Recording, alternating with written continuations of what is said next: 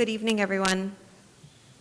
I'm Erin Wright, Deputy Chief of Staff for Policy for Brooklyn Borough President Antonio Reynoso. This Uniform Land Use Review Procedure public hearing is being conducted from the Brooklyn Borough Hall courtroom. There are 6 applications on the agenda. Please note that this hearing is being recorded to comply with the Open Meetings Law. The video will be posted on the Borough Presidents YouTube channel. Following the applicants' presentations and our question and answer sessions, members of the public who are in attendance tonight will have the opportunity to testify on the applications. All comments are limited to 2 minutes. Members of the public may also submit comments to testimony@brooklynbp.nyc.gov for the Borough President's consideration until Friday, January 19th. Please call the first item. Calendar item number 1, Gaming Facility Text Amendment. A citywide zoning text amendment by the New York City Department of City Planning to allow gaming facilities as a permitted use in certain commercial and manufacturing districts in the zoning resolution. This modification would allow a gaming facility licensed by the state and developed through a new state-defined siting process to be developed without regard to any potential conflict with the zoning resolution. This citywide zoning text amendment was referred to community boards and borough presidents concurrently on November 23rd, 2023. Please state your name and present this application. Hello, my name is Stephen Johnson. I'm with the Department of City Planning, and I'm here to present the text amendment, the citywide text amendment. So the Department of City Planning is proposing this citywide text amendment to specific sections of the zoning resolution to allow gaming facilities as a permitted use in certain commercial districts, that's C4 through C8, and M districts, M1, M2, and M3. Now, gaming facilities are not currently a legally permitted use in the city. So what is a gaming facility? So we're following the state definition of a gaming facility for the most part. As you will see during my presentation, I have about 9 slides. It's not long. This project is being driven by the state because they released a document at the beginning of last year outlining how to receive one of these gaming licenses. So that's what we're doing here. So the state defines a gaming facility as the premises approved under a state gaming license, which includes a gaming area and any other non-gaming structure related to the gaming use. It may include things like hotels, parking, restaurants, and other amenities. So a gaming facility is a broader term. It's not just a casino, but it could also include more items within that are related to the casino use. So, for example, typically you see hotels associated with this. You see restaurants is what you have typically at these facilities. So the text amendment would facilitate the development and operation of up to 3 gaming facilities in New York City as approved and licensed through a recent state-defined process, which I'll be going through. And the proposed text would deem the gaming facility allowed under the zoning resolution. Now, the text amendment is only putting the use into the zoning resolution. It's not approving a gaming facility. It's not reviewing a gaming facility. It's just adding the use into the ZR.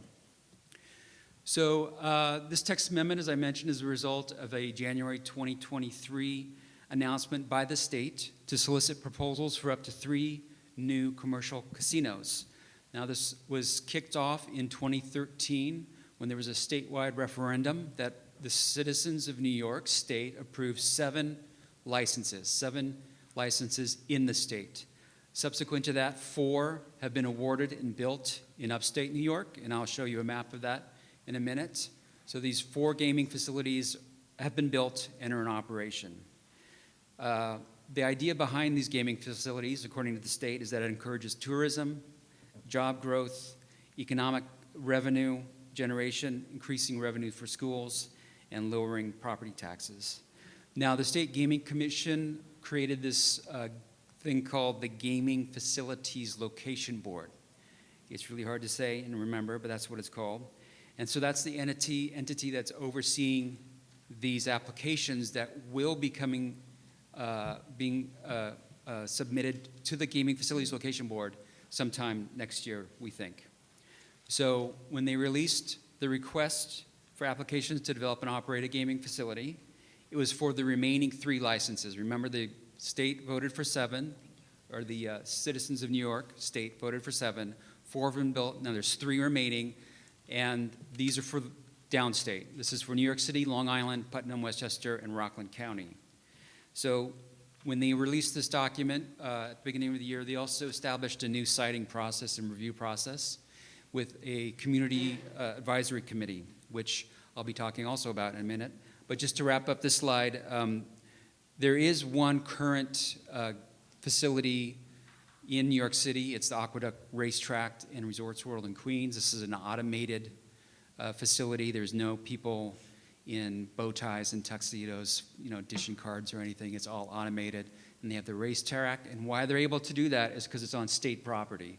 It's not on city property, so the state permitted that to happen because they controlled the property. So there is one existing in New York City. And some of us might remember the good old off-track betting sites that were littered around New York City back in the day. There's still off-track betting corporations throughout the state, but the one in New York City went bankrupt and they closed all their facilities down in 2010. So what we have here is a slide of what the Gaming Commission, the New York State Gaming Commission, controls. It's a little bit hard to see if you're sitting in the back in the leather chairs, but you can see the different types of facilities that are controlled.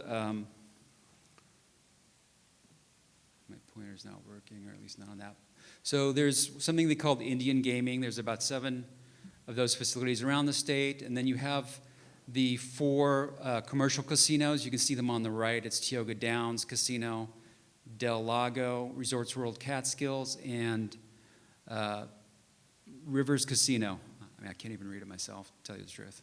But what we're concerned with is at the bottom in the middle of the slide. So what you see there is the orange one and the purple one, and that represents Aqueduct and Resorts World in Queens. The orange 2 is the Belmont in Elmont, that's Long Island, in Nassau, and the red one is a video lottery site and hotel in Suffolk. And the green 5 right above that is the Yonkers Raceway and Empire City Casino, which is also fully automated with harness racing. So, as I mentioned in the January 2023 announcement by the state, they created this new siting and review process, and that's what we have up on our slide here, is the CAC, the Community Advisory Committee. And the CAC will review the applications and by a 2/3 vote, approve or disapprove the applications. They have to be approved by these 6 people or their representatives, which are the governor, the mayor, your local state senator, your local state assembly member, your BP, and your local city council member. So they'll be having public hearings, they'll be having public meetings, and the community can then weigh in on those applications, and then there'll be a vote. So the idea here is that each local CAC, so for example, we know that there's one in Coney Island being proposed. So Staten Island is not voting on what could possibly happen in Coney Island, and what's going on in the Bronx is not being voted on in Manhattan, right? It's the local politicians who are voting on that. So if the CAC does approve that application, this is the state process. This is not the text amendment. This is separate from what this action here, with this we're doing for the city. This is the state process I'm discussing. So if the CAC reviews and they can approve, and if they approve an application by 2/3 vote, all approved applications would then go to the Gaming Facility Location Board. Now, there could be not a single CAC that approves a gaming facility in their review. So the Gaming Facilities Location Board could get 0 applications. They could also, there's 9 currently being proposed in New York City. All 9 could be approved, so then they would have to review the 9 in addition to anything on Long Island and Westchester, Putnam, and Rockland, and decide which 3 have the best projects. And they'll be reviewing those with an eye towards economic activity, revenue impact, local siting, impacts, which is related to environmental issues, workforce enhancement, and diversity framework. Now, if you go on the Gaming Commission website and the Gaming Facility Location Board website, there's a ton of information of what they're doing and what they're proposing. The application is there, so you can see all the different steps that each application will have to go through to submit an application to a CAC. And that name and number, or if you have questions that you want to send to the Gaming Commission, they'll get those through Ms. Kristen Buckley. So here we have the text amendment. So we're back. I was describing the state process as a city employee, but it's confusing if I don't describe it. So now we're going back to the text amendment. So the purpose of the text amendment is to facilitate the state's current casino proposal as enacted by the state legislature in 2022 and described in their request for applications. So to do this, the department is proposing to add the gaming facility use to the zoning resolution for the first time. So the use is permitted. And that would establish these facilities in New York City. In addition to that, there's only 3 licenses, period. So this text is directly tied to the 3 licenses. So if once those licenses are been awarded, this text is, there's no other license to review. So for example, if there was another referendum in 10 years in the city or in the state, and the state and the citizens of New York State decide to have more gaming facilities, this text amendment would not apply to those. This only applies to these 3 that have already been approved, and I just want to keep saying that. It's not an open end for casinos and gaming facilities to be placed everywhere in the city. So it's tied to the C4, 5, 6, 7, 8 districts and M1, 2, and 3. And then if it's approved by the CAC, they take it to the Gaming Facilities Location Board, and they get one of the 3 licenses, is deemed applicable to all the regulations in the zoning resolution. The only other thing, I think I've already gone over most of these issues here, but the only thing I do want to mention is that the text amendment does not apply to any future modifications or changes to a gaming facility. So say an applicant is proposing a facility, this is a hypothetical, with a 1,000 space parking garage, 1 tower for a hotel, and 1 tower for a casino. They get approved by the CAC, the Gaming Facilities Location Board's approved it, that's the project, that's the envelope, that's the design. If they build it, it's successful, and then they say, well, we're doing so well, we want another parking garage of 500 spaces, or we want to build another tower on the site. You don't have permission to do that. You can't change your envelope, you can't add things to the envelope of the building, you can't change the design like that. It then goes to city planning and or the City Planning Commission to review any changes to that application. Now that's typical of what we do at city planning. If you're familiar with what we do, there's something called modifications of special permits or modifications of things that have been approved, and there's a range from those. There's something, the minimum is called substantial compliance, where it's deemed that, if an applicant's like you approved 2-foot pavers on the open space, and we want to change it to 3-foot, I could say that the city planning might deem that as being substantially compliant, not a big deal. Go ahead and do it.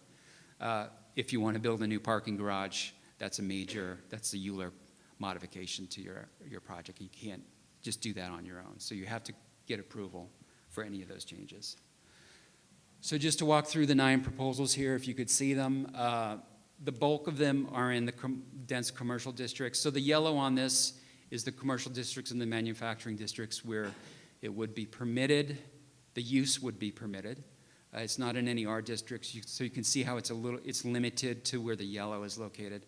There aren't any proposals in Staten Island. So the 9 that we do have, the 5 of them are in Midtown. There's 2 in Community District 4, 2 in Community District 5, and 1 in Community District 6. And those are all very different proposals. Some of them are proposing very large, expansive developments and affiliated uses. And for example, Saks and Company, that's an existing building. They're not getting rid of their retail establishment. They're just putting a gaming facility within the confines of the existing building. So that's something that's already been built and already has a footprint and an envelopes, and that's the same with the Times Square, number 3 up there. Now, number 6 is the Ferry Point Golf Course. There's a golf course there that Bolly's has just taken over. They took the lease over, and they have a proposal for that site location. It's in a park. Number 7, it's a similar situation, Future Queens. That is in the Shea Stadium or Citi Field parking lot. That's Parkland. And then, of course, number 8 is Resorts World, and number 9 is Coney Island, which is right in the main Coney Island area, the amusement area. Now, the one thing I want to mention on this slide is that 4 of these proposals have separate actions at city planning. So the process that we've developed here is in order to meet the state's timeline for their gaming facility proposal. So in order for the city to move quickly to review these applications and to move efficiently as possible, we decided to create the text amendment, which would facilitate the development of 5 of these proposals. Actually, it facilitates them all, but 4 of them have separate actions that are not covered within the text amendment, and those are related to parkland, alienation of parkland, demapping of parkland, mapping a zoning district, for example. If you're a park, you don't have a zoning district. So the one in Ferry Point and the one in Willits do not have a zoning district, so you can't build something if it doesn't have a zoning district. So they have to map a zoning district. So those are separate actions that are going through a full ULURP process for those 4 projects. And in summary, just to say the department is proposing this citywide zoning text amendment for a gaming facility use. It's only the use. It's not approving a facility, a gaming facility. The gaming facility license will be limited to those approved by the state and may include other non-gaming but related uses. And approval by the Gaming Commission via the Gaming Facility Location Board and the Community Advisory Committee shall be deemed to have satisfied all applicable regulations of the zoning resolution. And I'm happy to take any questions. Thank you. The first question is to what you just said. So what kind of actions will require additional project-based approvals? And when the proposed text amendment waives all other applicable regulations, on what basis would further approval be triggered? So further approval, as I discussed, would be triggered if there's a notable change to the development. You know, if you're building and if you have a 500 space garage and you want to add a 500 space garage, you know, down the road, you can't just do that through this text amendment and through the CAC process, which is happening, which will likely be happening next year, or I'm sorry, this year. So that would be the process. You would have to come to city planning, would have to review, look at the existing zoning regulations and how that's facilitated.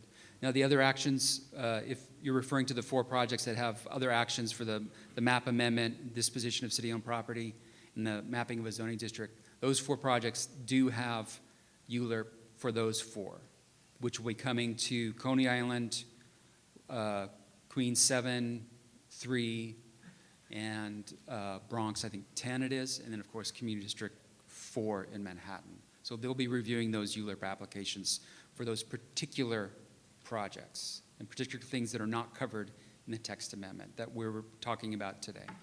And can you reiterate which additional ULURP actions the Coney Island proposal would need? So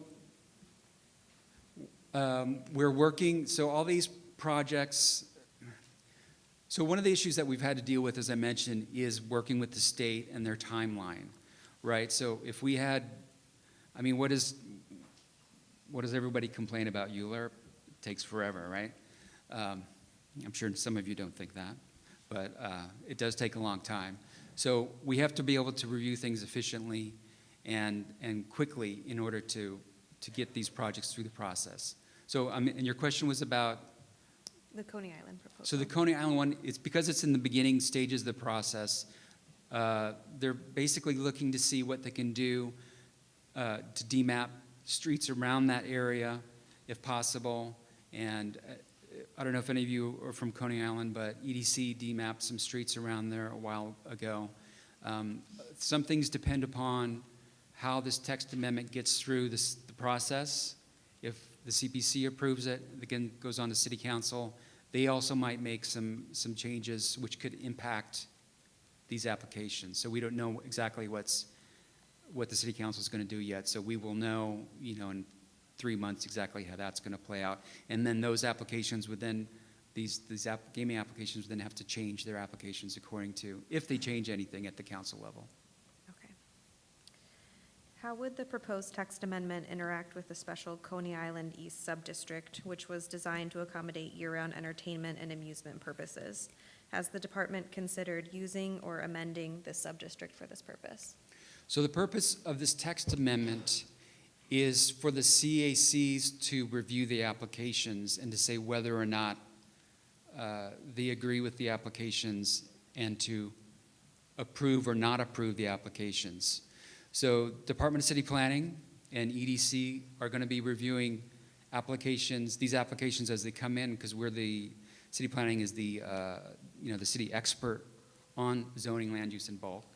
So we'll be reviewing those applications, but each application, because there's not enough time to go through ULURP for each of these applications, they're not amending the special district in Coney Island. So the idea is, to give an example, if there's a height limit in your zoning district of 200 feet existing, and the gaming facility is proposing in their application a 500-foot tower, I would say the chances are that would not be approved by the CAC, because they would say this is too tall of a tower, it's not consistent. We know the as of right, we know the existing limits on the height of the building in that area is 200 feet, so why would we approve 500 feet? So then they said, can you come back with a lower tower, for example?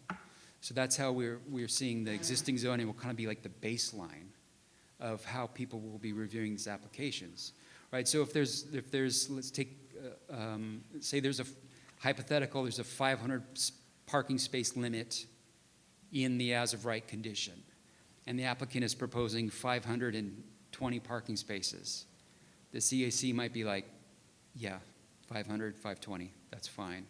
We're okay with that, right? So then the CAC, if that's, but if it's an issue, they could raise it. Like, no, you have to go down to 500 if you want us to approve your application. That's where the review will be happening. Okay, thank you. Please elaborate on the department's participation in the Community Advisory Committee process. What level of technical assistance and review will the department be providing? So the Department of City Planning will be reviewing applications. As you know, the mayor has one of the votes on each CAC. So the governor and the mayor are the two that have votes on all CACs and the BP for each borough. And we're the city experts on land use and zoning, so we'll be reviewing applications and giving our opinion on that. So we fully plan to participate. We've had discussions about if we need to make presentations during the CAC process. Nothing's been confirmed or decided, but we've talked about possibly presenting to the CACs or having meetings with the CAC or the community boards to discuss issues that we may or may not have. I'm not going to say that we have, because we don't have the applications, but we will be participating. And EDC will also be participating. And then if you take, because Willits had the scoping hearing in December 21st, Parks Department, City Planning, DOT, DEP, State DOT, all these agencies are involved. So this is a process where we're not like abdicating any responsibility or our role in here, but we'll be participating. Okay, thank you. Why is the text amendment being submitted before the formation of any community advisory committees? The Gaming Facility Location Board has stated that it will provide proposals a reasonable timeline to acquire CAC and local zoning approvals before making a final determination.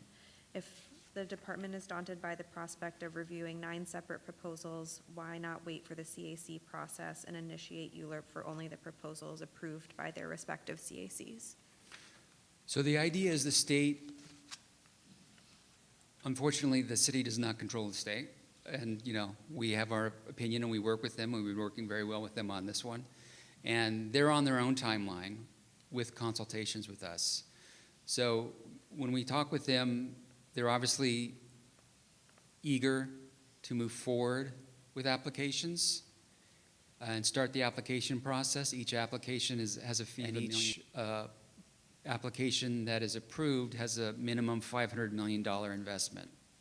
So they're eager to move forward, and we've discussed with them timelines and discussed how these projects, mainly the 4 projects that have these extra actions, can get through in a quick, efficient, expedited time frame. So I think that's the reason why we're doing the text amendment, is because this enables, when we first proposed it, we had to meet with all the different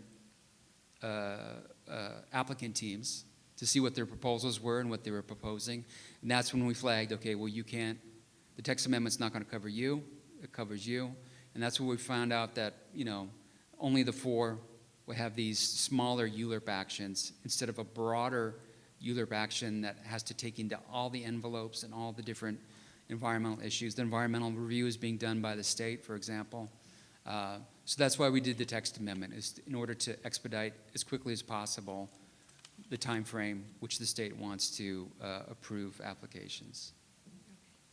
Thank you. And final question, how would the proposed addition to Use Group 8 interact with the proposed use group reorganizations in City of Yes for Economic Opportunity? It would be in Use Group 8. There's no, the interaction is just that it's proposed to be in Use Group 8, which coincides with the City of Yes proposal. You may know that this project was originally included in the City of Yes proposal. It was removed because, as everybody knows, that proposal is really big.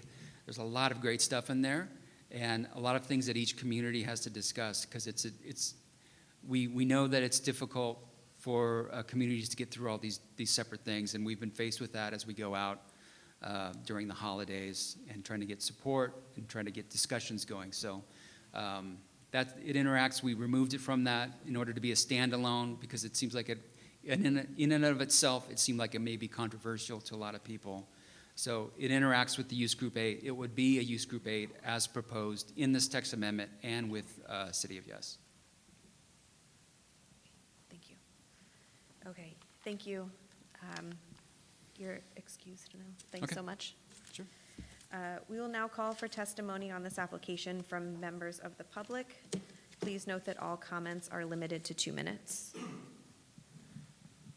Okay, so as a reminder, you can fill out one of these slips to submit testimony, and please be sure to fill out which item you're testifying for, as we have 6 items on the agenda tonight. You can still fill it out, just be sure to bring it up to the table as people have been doing.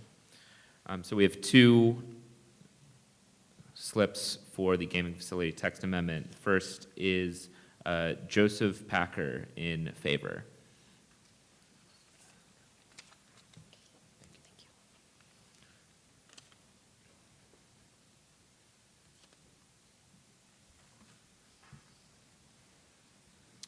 Good evening. My name is Joseph Packer. I'm a lifelong resident of Coney Island. I've been on the community board for at least 2 sessions, so I'm pretty relevant to what's going on in the Coney Island community.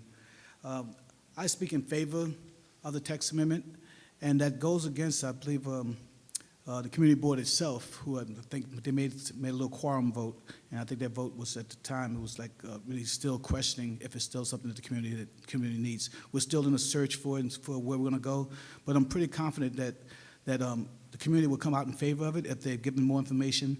And I can say that mainly because of the people that I see on a regular basis. They always speak highly of the assets that may help and come to the community. I know right now we're losing so many good resources in our community. We just lost a Rite Aid that just closed out in our community, and there's a need for more jobs and employment for the community there. And I think this would be a good way for us to develop something with the private industry and try to get money to come back into the city. I'm totally in favor of trying to add some more supplementary services that may be needed for the Coney Island community, because I can see that as a definite valuable need, especially for us police and sanitation when you have a casino industry coming in.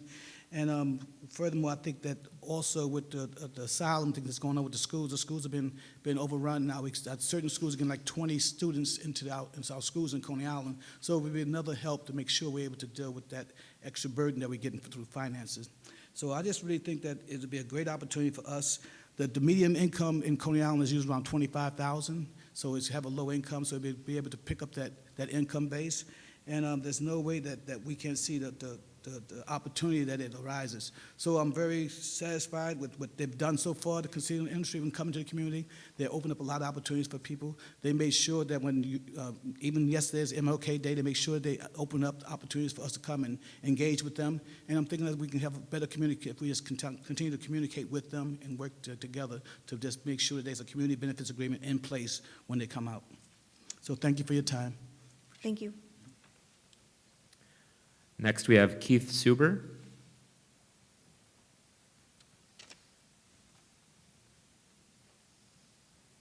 Good evening, everyone.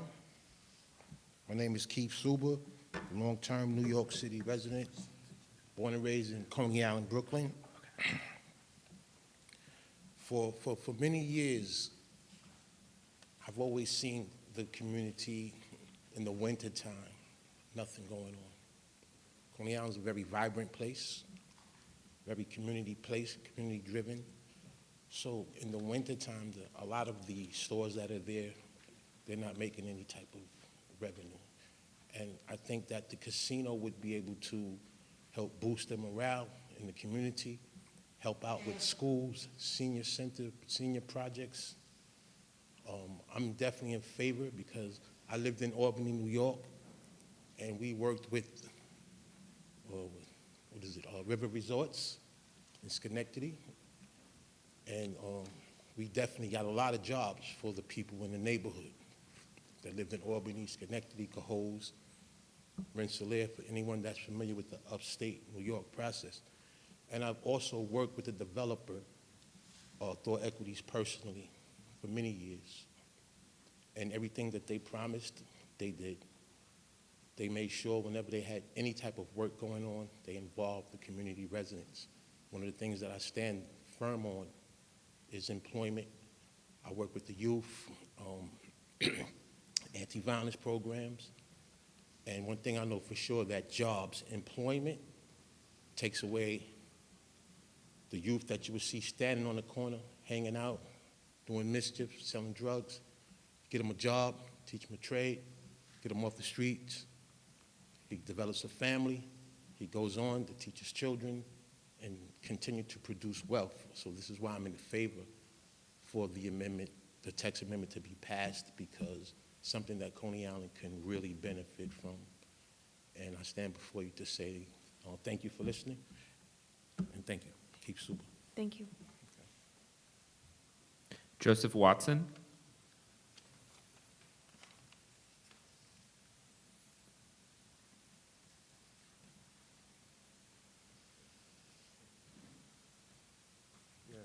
Hello, good evening. All right. Yeah, Joseph Watson.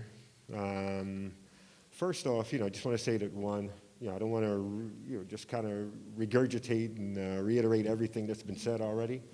I know just from coming in recently, well, just now, heard, the last two speakers speak about the economic, potential that, Coney Island could receive from it. Just like the last speaker, I work with youth myself. I teach entrepreneurialism and entrepreneurial skills as well. One of the things that I've heard before is that sometimes opportunities show up at your door in overalls looking like work, right? So I do know, in terms of all of the cons that some people may have regarding this amendment, it's going to require work. And one of the things I can say about Coney Islanders is that we are overcomers. It's something that we can actually get through. And make sure that when we come out of, the agreements and so on and so forth, that the benefits, does weigh heavy in our favor. And also being a youth mentor, You know, I think this is an opportunity, especially for me and other people, you know, who work with the kids as well, to kind of lead by example. You know, oftentimes, you know, we say, hey, we need them to go out and be fearless, and we need them to go out and, you know, take hold of opportunities when they present themselves. Well, here's an opportunity for us to actually walk the walk and talk the talk. You know, the benefits from, you know, this amendment, you know, may not benefit me directly. You know, but I know that, you know, if it does pass, you know, it'll affect and impact, you know, the future generation. So at least they'll be able to say that, you know what, those that came before me actually did something. You know, actually, you know, I mean, did what we say that we expect them to do. And we led by example, and we got something accomplished in their benefit. And thank you for hearing me. Thank you. Are there any other people wishing to testify on the gaming facility text amendment? Hearing no further comment, this item is now closed. Please call the next item.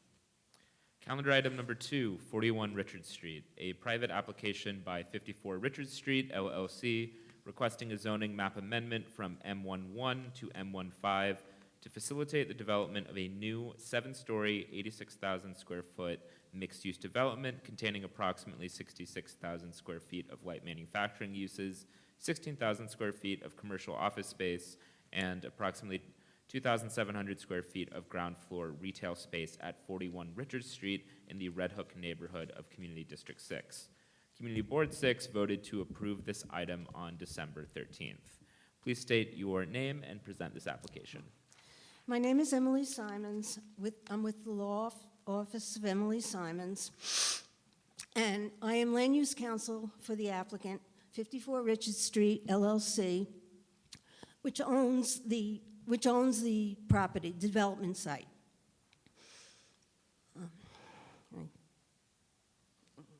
The action before you is, a rezoning from M11 to M15 in order to facilitate a 7-story and cellar building that will house manufacturing, commercial, and retail uses.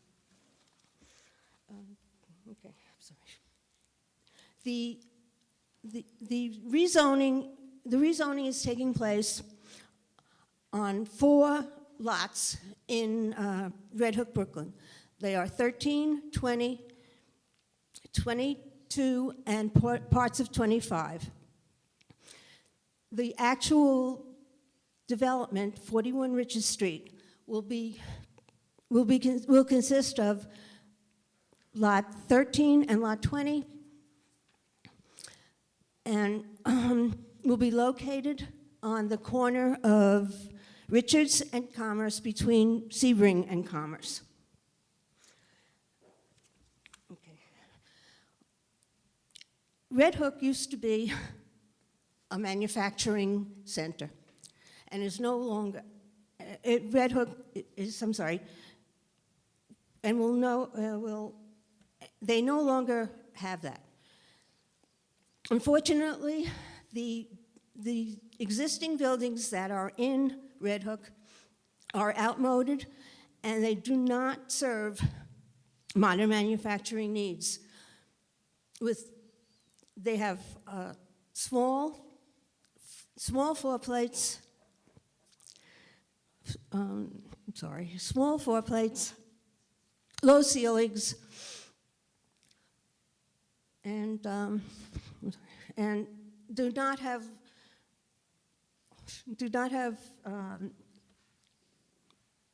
elevators or loading docks. As a matter of statistics, out of 156 buildings in the 600-foot radius around the development site, only 19 are used for industrial uses, and out of the 41 warehouses, only 16 are used for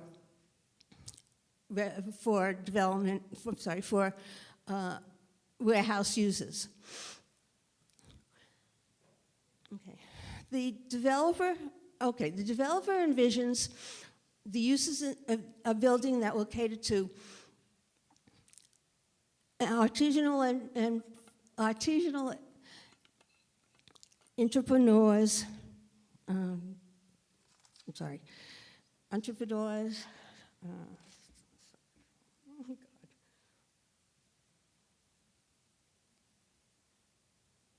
Incubated startups, and traditional small manufacturing specialty uses. I think that's it.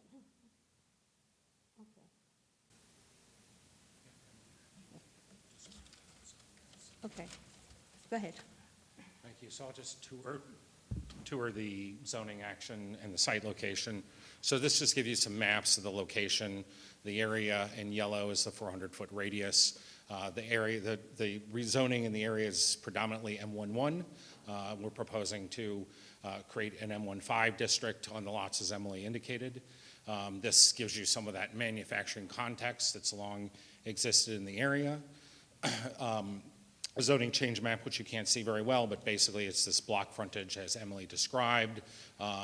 It would allow the same use groups that are currently allowed. However, it would allow manufacturing to go up from a 1.0 FAR to a 5 FAR. Under an M15, no parking is required, but the applicant is proposing to provide parking to support the land use. And as Emily described, the need for the rezoning is basically about the outmoded nature of the M11 district, which has a high parking requirement. Generally, what you see is these small buildings that are not really applicable to be redeveloped because the high cost of redeveloping in Red Hook with its flood issues, with remedial needs in terms of the hazardous materials that are present in the district, and the idea to put there's been very little new manufacturing in M11 districts. They're often converted to commercial or they're used as warehouses. And so the applicant's intent here is to create a new location for modern manufacturing where small uses that are in these small lots in M11s could actually gather in a store, gather in the building, able to use high capacity elevators, be able to use the loading docks, have modern manufacturing facilities that are highly resilient in terms of the environment that's present from both flooding as well as an energy efficient building in parlance with the City of Yes programs. And most importantly, and I think I'll have Jim come up and just speak to the reason why he seeks this rezoning, because it's a very personal matter. As a longtime manufacturer in Red Hook and on this site, I think he has the best perspective about why we're here today. Good evening. My name is Jim Tampakis. I've been in Red Hook for 50 years this year. My family was a ship repair company. We had a machine shop. We always did specialty fabrication work. And I just think that there's a need.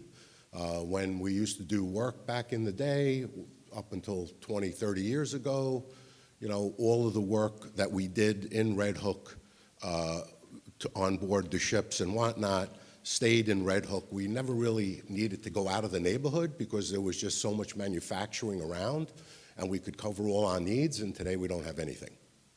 The last guy was Golden Marine, and he became Tesla.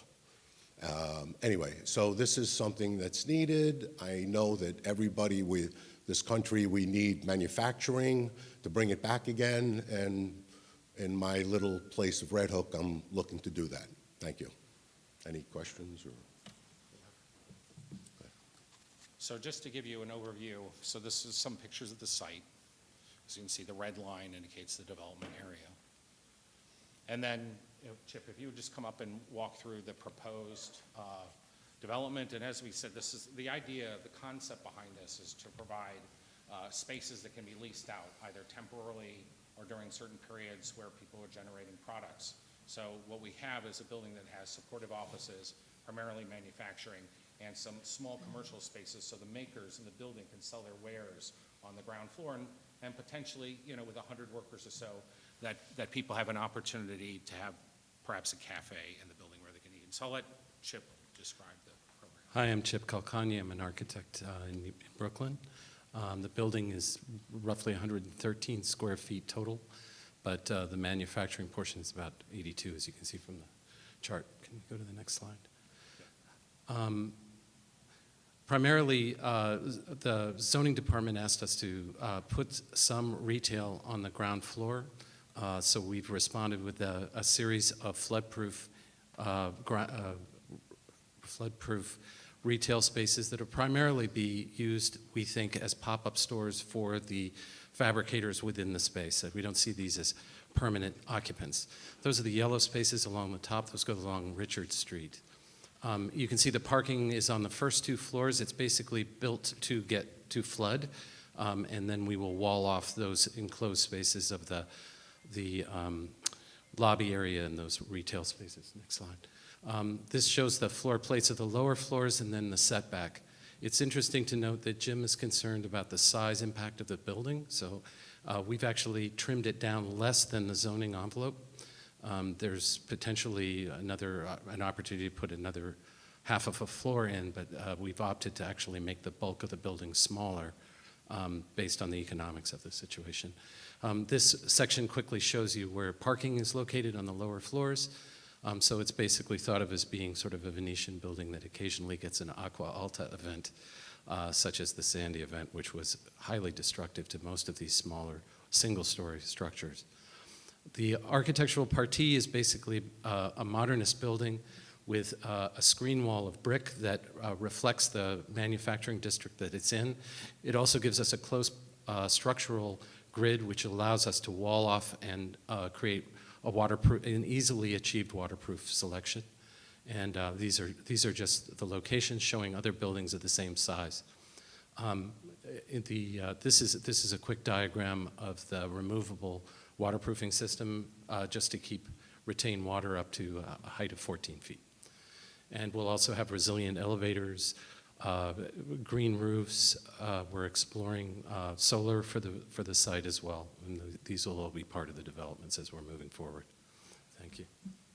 Great. And then just to sum up and put a capstone on it, by the way, for the record, Kevin Williams with GZA, the environmental consultant. So one of the needs for the added density is not only to create the building that we identified, that we believe matches the need that both the community board and city planning are looking to develop with these sort of more modern manufacturing spaces, but also to overcome the obstacles to redevelopment.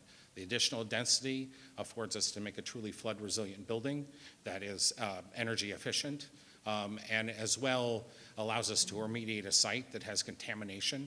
Those costs alone would prevent any redevelopment in the foreseeable future in an M11. So we open up to questions. Thank you. Okay, thank you. Just a few questions. Have the neighboring businesses and property owners within the project area been notified of the rezoning application? Yes, they have. I posted signs before the community board meeting, but everybody in the area, when we first started this project 6-8 years ago, city planning wanted us to do all of Richard Street, so we had basically everybody on Richard Street within the neighborhood sign in and become part of the project, but then city planning came back and said, we want to focus just on your property sites, and that's what we're doing. Okay, But everybody's aware and everybody likes the idea. thank you.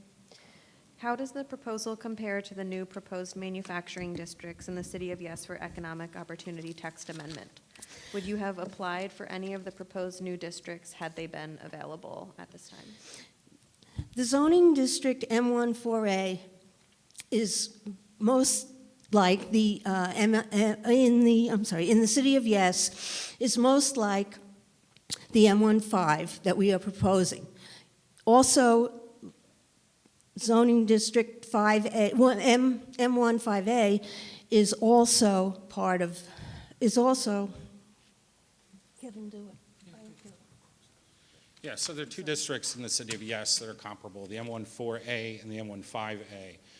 Those would both allow significantly greater potential height and allows you to build the rear yard up to 5 stories at only a depth of 10 feet, whereas the M15 requires 15 feet.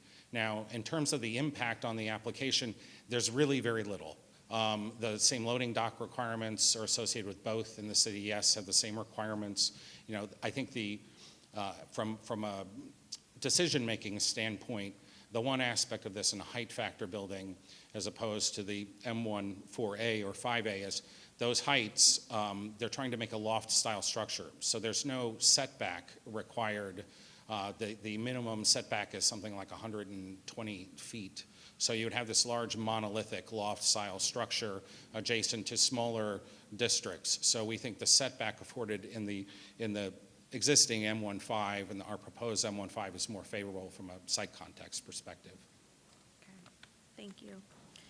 And last question, is the ground floor retail space essential to this project? So the question essential is difficult, but I'll tell you what the context is. Obviously, under an M11 existing, commercial uses are allowed as of right.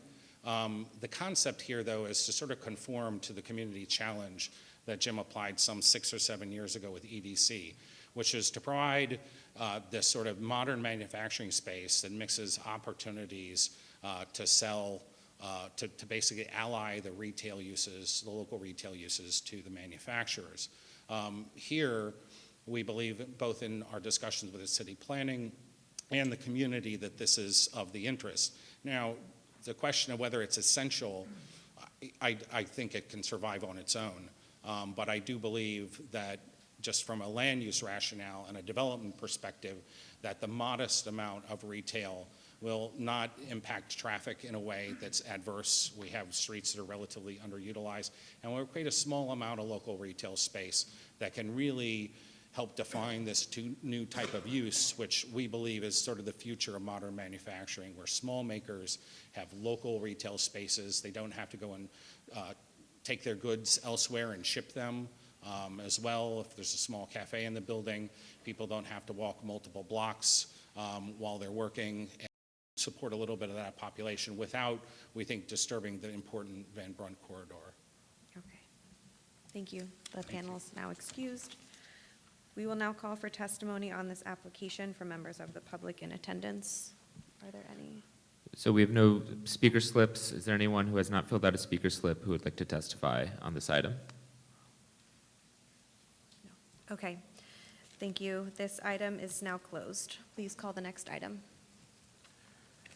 Calendar item number 3, 817 Avenue H, a private application by August Council of Greater New York requesting a zoning map amendment from R5 C13 Ocean Parkway to R7A C24 Ocean Parkway, and a zoning text amendment to map a new MIH area to facilitate a new 9-story, approximately 69,000 square foot mixed-use development, including 41,000 square feet of residential space across 42 dwelling units and 22,000 square feet of community facility space at 817 Avenue H in the Midwood neighborhood of Community District 14. Community Board 14 voted to approve this item on December 18th with the conditions that the applicant include setbacks, maintain a continuity of service of the senior center, synagogue, and the laundromat currently on site. Please state your name and present this application. Thank you so much for having me. My name is David Rosenberg of Rosenberg & Estes PC, here on behalf of August Council of Greater New York. Before I start talking about the project itself, I wanted to talk a little bit about why this project is being brought. August Council of Greater New York is a religious corporation with a core mission of providing senior services in the area, as it's done for nearly half a century, as for supporting a synagogue that has been on this site for just about as long. And looking at the site and looking at what we've seen in the area and the increasing need for housing, as well as the increasing need for a new modern space for the senior center and a new or updated, more beautiful space for the house of worship, we wanted to bring forward this rezoning that could do all of these things and create much needed housing for the area, including permanently affordable housing, and also because we don't have necessarily are operating with the same constraints as some other developers, we're able to also create larger family-sized units that are desperately needed in the area. And so you can just see here some images of the project area and the development site. We are on the north side of Avenue H between East 8th and East 9th Streets. We are about a half a mile away, more or less, from both the Q and the F trains, making this pretty well served by transit, in addition to the bus lines that exist on Coney Island, which also really lend this to a site that can support new housing development. And as you can see here on the aerial views, you can see buildings just across the street, just around, are all fairly large pre-war buildings that are all actually in existing R7A zones. Now here you can see some pictures of the development site on the right and some of the context, looking at it from all angles. Over here you can see just the general usage in the area. You see a lot of 1- and 2-family houses, some institutional uses, commercial uses along Coney Island Avenue, and really along Avenue H, a lot of fairly large multifamily buildings, some of them, and since this map was created, there have been a few more on Avenue H between Ocean Parkway and East 7th, which is, I guess, towards the left side of the screen. What we're proposing here is rezoning the existing R5 and C13 to map an R7A medium-density contextual district along the block frontage on Avenue H, consistent with the zoning really on 3 sides of this project. We're also proposing to remove the existing C13 commercial overlay and replace it with a C24 commercial overlay, but limiting that overlay to the properties within 100 feet of Avenue H, effectively removing the commercial overlay from 5 or 6 single-family homes that exist on the mid-blocks. We're also proposing mapping in MIH area here and employing MIH option 1, which would create 25% of the units to be affordable. Just some context for the zoning here on this slide. In 1961, this site was zoned, like much of the area here, is R7-1. And we believe that the commercial overlay was left in to reflect, even though it is fairly isolated from other commercial overlays on Avenue H, other commercial areas on Avenue H, that because there was existing retail there, it was preserved. In 1977, when the city adopted the Special Ocean Parkway District, the overriding concern for the area was very different than it is now. Whereas today, there's this overriding concern for new housing development. The concern in the 1970s was about ensuring that the area didn't become overpopulated with large community facility buildings. And so the Special Ocean Parkway District does that by controlling by having the residential bulk regulations control community facilities for all of the low-density districts. Believe it's through R6. So when it was done, it was rezoned from the R7-1 to the R5 to make sure that these sites would keep their residential character. Of course, today, unlike 1977, the city is dealing with a very serious housing crisis. There really isn't the same overriding concern about large community facility development here as much as the need to develop new housing and particularly affordable housing. This chart just shows some of the differences in bulk. So we're talking about within an R5 district, 1.25 FAR for residential, 4.6 under the proposed R7A zoning with mandatory inclusionary housing. There's some more comparisons to the basic bulk. Of course, for any community facility development, this would, because we're in R7A, would not be controlled by the residential bulk, would still have the regular community facility controls. Environmental review, in accordance with seeker, determined that the project would not have a significant adverse impact on the environment, but the site will have E-designations to ensure soil testing protocols before excavation and proper stack placement in the final development. Community Board 14 held a public hearing on this in early December. It was a lively hearing. We had a lot of participation from the community. The Land Use Committee had recommended an unconditional approval by a 9-4 vote. At the December 18th Community Board hearing, the Community Board voted nearly unanimously to recommend approval with certain conditions. The vote was 35 in favor, no one opposed, 3 abstentions. And as you mentioned, they conditioned this on that we need to ensure the continuity of the synagogue and the senior center, which is something that both at the community board and again tonight, and again in every discussion we have about this project, we have committed to do. We should commit to make sure that we retain the laundromat as a community resource in the new development. The plans, when I show, we haven't made it into this set, but we believe we have developed a plan that will allow us to incorporate a laundromat in about the same size that there is now. And the community board also recommended that we commit to preserving the setbacks shown in the illustrative plans, which we believe make the building better in a number of ways and are very happy to do. So the proposed development is a 9-story development, the first 2 floors being community facility, roughly 17,000 zoning square feet of community facility space, including a 5,500 square foot space for the sanctuary. On the second floor, a 4,500 square foot multipurpose community facility space that can service both community facility uses. The ground floor would have a 750 square foot laundromat. And in the floors above, we would have 31 market rate units and 11 MIH units under option 1. The majority of these units would be 2 and 3 bedroom units. The cellar would have 20 attendant parking spaces, 16 of which are required by zoning. Here you can see the axonometric diagram, as well as particularly point to the bedroom mix that shows just how much that more than half of this building is occupied by the 2 and 3 bedroom units, which is unusual for developments of this size in this area, and something that we've heard over and over again people need desperately. Now, just looking at some other views, and you can see the design here, that we've paid particular attention to maximizing setbacks. This is a corner lot. It's a fairly large lot, which would allow us to use up all 4.6 FAR in relatively short order without going to the full 95-foot height.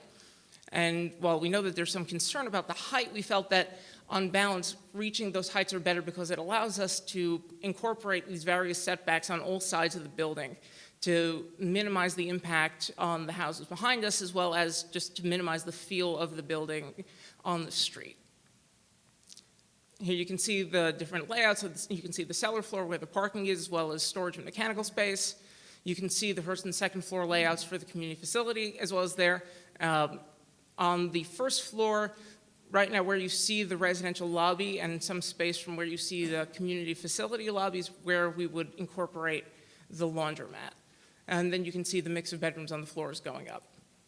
And here you can see a couple of renderings that show really how these setbacks come to life and how we try to minimize the impact here on both the streetscape on Avenue H, but also on the side streets. This is just showing where these are the 2023 numbers where HPD rents are. Again, this would be MIH option 1, so we would be picking from the 40, 60, and AMI ranges with the average, with the weighted average hovering around the 60% mark. Some data here about Community Board 14 and Brooklyn. We have overall incomes are fairly close, but slightly below the New York City, they are below the New York City median income housing. You can see what the breakdown of the actual 11 units would be. We'd have 4 at very low income and 7 in the low income range. We're not looking to pick units in the moderate income or the extremely low income bands. One of the applicant's affiliate organizations, the Ocean Parkway Community Development Corporation, which is an affiliate of South Brooklyn Community Organization. They are HPD approved administering agents, and with a lot of experience managing a number of projects throughout Brooklyn, but also particularly in this area, and they would be brought on to handle the affordable housing component of this. And I think with that, I'm happy to take your questions. Okay. Thank you.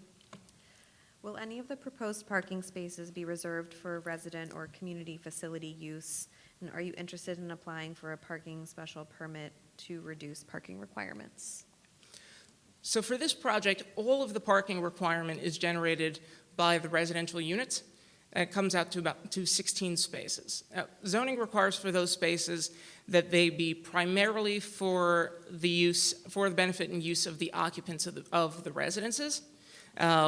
There is some flexibility there with how it gets balanced, but this would be an attended parking garage. We'd be using a car elevator, and we would be able to manage the demand of parking between when residents are there and when they're leaving for work versus the other occupants of the building when the synagogue is using it early in the morning or late at night, when the senior center is using it, particularly when staff and I guess, for lack of a better term, the participants in the programs are coming in generally in the morning, leaving in the afternoon. We would have enough flexibility in there to manage the demand within those 20 spaces between them. But 16 of them have to be primarily for the residents. The other spaces would be there we use those as kind of a buffer between what the community facility is going to need, what the residents are going to need, and if there's any overflow either way, we'll have the ability to accommodate it. We've looked at the special permits early on in this process. With the specific facts over here, it's not immediately clear that this project would meet the findings for any of the existing special permits to reduce the required parking for the market rate units. But to the extent that may change when the city rolls out the actual text for City of Yes housing opportunity, we would look at it and, maybe reach a different conclusion based on those. I also note that when we were meeting with the community on this, one of the things we heard, at least anecdotally, was that we were not providing nearly enough parking spaces for what the community feels it is, and our own parking study from the environmental assessment show peak demand of 17 spaces here. So we think that we're striking the right balance. Thank you. What are the plans to temporarily relocate the laundromat and synagogue services during construction? So we think that it's a little bit premature just to be able to say, here's the place we're going to go sign a lease, because we think we're a little bit a ways off from being ready to start demolishing, and we want to make sure that that space is still, that the actual space is there when we get there. But we've had a number of very productive discussions with members of the synagogue, some of whom I know are here tonight and will speak for themselves and their own impressions of those discussions. But in those discussions, we've tried to identify exactly what the temporary space needs are, and what are things that they want to see, that they feel are absolutely necessary, and what are no-goes. With that, we've potentially identified at least one location that seems to fit the bill for all of the needs, including its suitability as a space for a house of worship, as well as even to secure the bit of parking that they tell us that they need to support their early morning services. And so we think that that may work, but we're going to continue those discussions, especially as we start getting closer to actually being shovel-ready, to make sure we have that in place. For the laundromat, it's also still early, but we also plan to work with local merchants associations, particularly the Flatbush Development Corporation, the Newkirk Merchants Association, as well, and coordinate with the help of Community Board 14 to when the time comes to find them a location. And of course, when we have the building up and the new space is ready, they will be offered the opportunity to come back in. Okay, thank you. Have the neighboring property owners and tenants been informed of the rezoning application? Yes. Beginning of ULURP, before we got to the community board, we sent out letters to all the homeowners in the area, which covered many of the people in the many of the members of the synagogue, just saying that this was the application. This is where you can, here's the link to the Zap page where you can find more information about it. Here's my contact information if you have any questions, and also this is the date and time of the community board meeting. Judging by the attendance and the comments that we had at the December 5th public hearing, clearly the word got around. We had a spirited discussion, which was also followed by a very well-attended meeting on December 18th. In the days leading up to the community board public hearing, we heard that the synagogue in particular had a number of concerns, particularly as it relates to the synagogue. And in talking with the leadership of the synagogue, we realized that it would be important to have a dedicated session with the members of the synagogue to discuss those concerns. We had that about, I'd say, a week and a half ago. It was well over 2 hours with the applicant, myself, with members of the synagogue. We had a spirited discussion, to say the least. And in the days since, we've had continued discussion with the rabbi, with other leadership about those concerns, and we hope that those continue through the process and as we get ready for development. Thank you. And last question, have you explored HPD financing to provide deeper levels of affordability on the site? We didn't take a very deep look at it, but we did take a quick look. Agudas Council of Greater New York is a religious corporation, and while the development of the housing is very important to this project and very important to this mission, we also have a core responsibility to provide the senior services and to ensure that there's a synagogue there. And we know that HPD financing is not available for those spaces. HPD's general recommendation for houses of worship who want to do this are actually to go seek a developer partner who can get the HPD financing for the housing piece and use proceeds of a sale or any kind of ground lease to finance the development of any new community facility spaces. So when we get to the point that we are talking to developers, we will give weight to developers who can come and do this in an affordable way. But to make sure that the synagogue and the senior center work out, we have to leave some flexibility to make sure that everything pencils out. Okay, thank you. You're excused. Thank you so much. We will now call for testimony on this application from members of the public. Please note that all comments are limited to 2 minutes. Okay, so I'll read off a name, and then I will read the 2 people who are next. So you can get ready, and if you wish, you can line up so that you're ready in advance. So first is David Gibber, followed by Mordecai Soroka and Steve Gradman. Yes. Okay. To the Honorable Borough President, I apologize, I'm a little bit under the weather, and the esteemed members of the Planning Board. My name is David Gibber, and I have the privilege of serving as the Rabbi of Congregation Agudath Israel Midwood, located at 817 Avenue H in Brooklyn.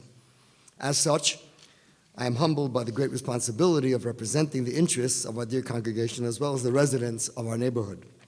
Firstly, I wish to express our great respect and appreciation for the wonderful work of Agudath Israel of America. Their tireless efforts on behalf of the community are well known and speak for themselves. However, we feel that the prospective rezoning of our area, although suggested with very good intentions, fails to recognize the fundamental needs of our community.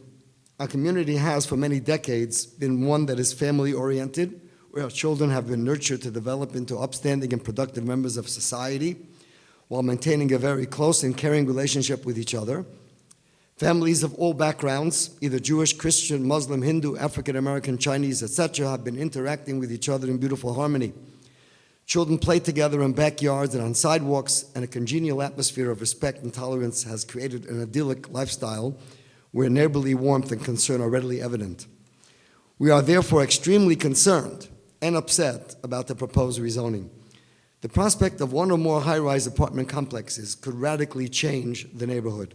There would be a major influx of residents in single occupancy quarters, with a plethora of so many more people and vehicles coming and going at all hours of the day and night that would be very disruptive to our families and their children. Safety would also become a major concern, as children will be very restricted as to where they can play safely without the need of constant adult supervision. Also, our synagogue has become a haven for senior citizens in the community who regularly attend services and activities. The Brookdale Senior Citizen Center, with whom we share our premises, is home to 100+ seniors who come daily to join activities and for the lunch program. Needless to say, okay, may I just finish a little bit more? Very Okay, thank you. quickly. I'll finish. Needless to say, these seniors will definitely be put in jeopardy due to the tremendous increase in vehicular traffic on what has been until now a quiet, serene block. Also, there are numerous programs for young children at the synagogue, and if these changes are enacted, parents will rightfully be very reluctant to send them out to participate. Thank you. Thank you. So next we have Mordecai Soroka. Good evening. My name is Mordecai Soroka. I'm a tenured professor at the State University of New York College of Optometry. As a member of the Agudath Israel of Midwood congregation, I feel compelled to address many serious concerns of the proposed rezoning. When I got married 47 years ago, I lived a block away from the synagogue, and I'm still going there. Almost 50 years already. We have a Talmud class at 5:30 in the morning, and to say that there's going to be ample parking because they're going to try to get the occupants who have those 16 or 18 or whatever number of parking spots is not realistic. It's an untruth, because we're there 5:30 in the morning and their services at 9 o'clock in the evening, so there's no way that there's going to be parking. This rezoning threatens two activities of the building right now. It threatens the synagogue and it threatens the senior citizen center. The applicant has not been candid. He's not been transparent. I attended a meeting January 4th at the synagogue where the applicant presented what they proposed to do. There was no disclosure to anybody until recently. 8 months ago, some of the members of the synagogue found out about it. They contacted the Agudas Yisrael, and they received absolutely no information in terms of what they intended to do. The representative at that January 4th meeting said he takes responsibility. The truth is, it was a deliberate, not to disclose any information to us. The shul, the synagogue, will be completely disbanded once they start modifications, so demolitions and construction. I asked at the meeting what provisions have been made, and we were told that it's too premature to make those plans. I tell you right now, it will be the death of the congregation. It will be the death of the senior center, and irrespective of what they said about the community board being unanimous, the synagogue, the congregants knew nothing about it. Thank you. Thank you. So we have Steve Gradman. After Steve Gradman, we'll have Leah Dawn, Joel Liff, and Reuven Elkins. Okay, so I would just like to point out a number of things. One thing is that, as been said, we didn't have much notice on this, and I think that's surprising because we're an Agudas synagogue and we are under this national organization, and you'd think that they would have come to us earlier and met with us and given us more chance for input on this situation.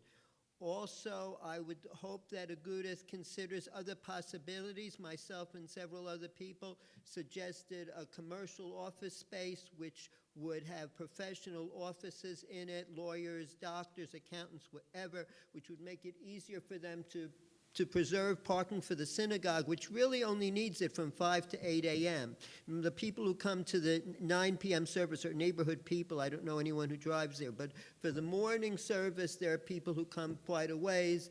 In Judaism, we need 10 people to have a service. If we lose any and we don't get 10 anymore, it's the end. We can't have the service.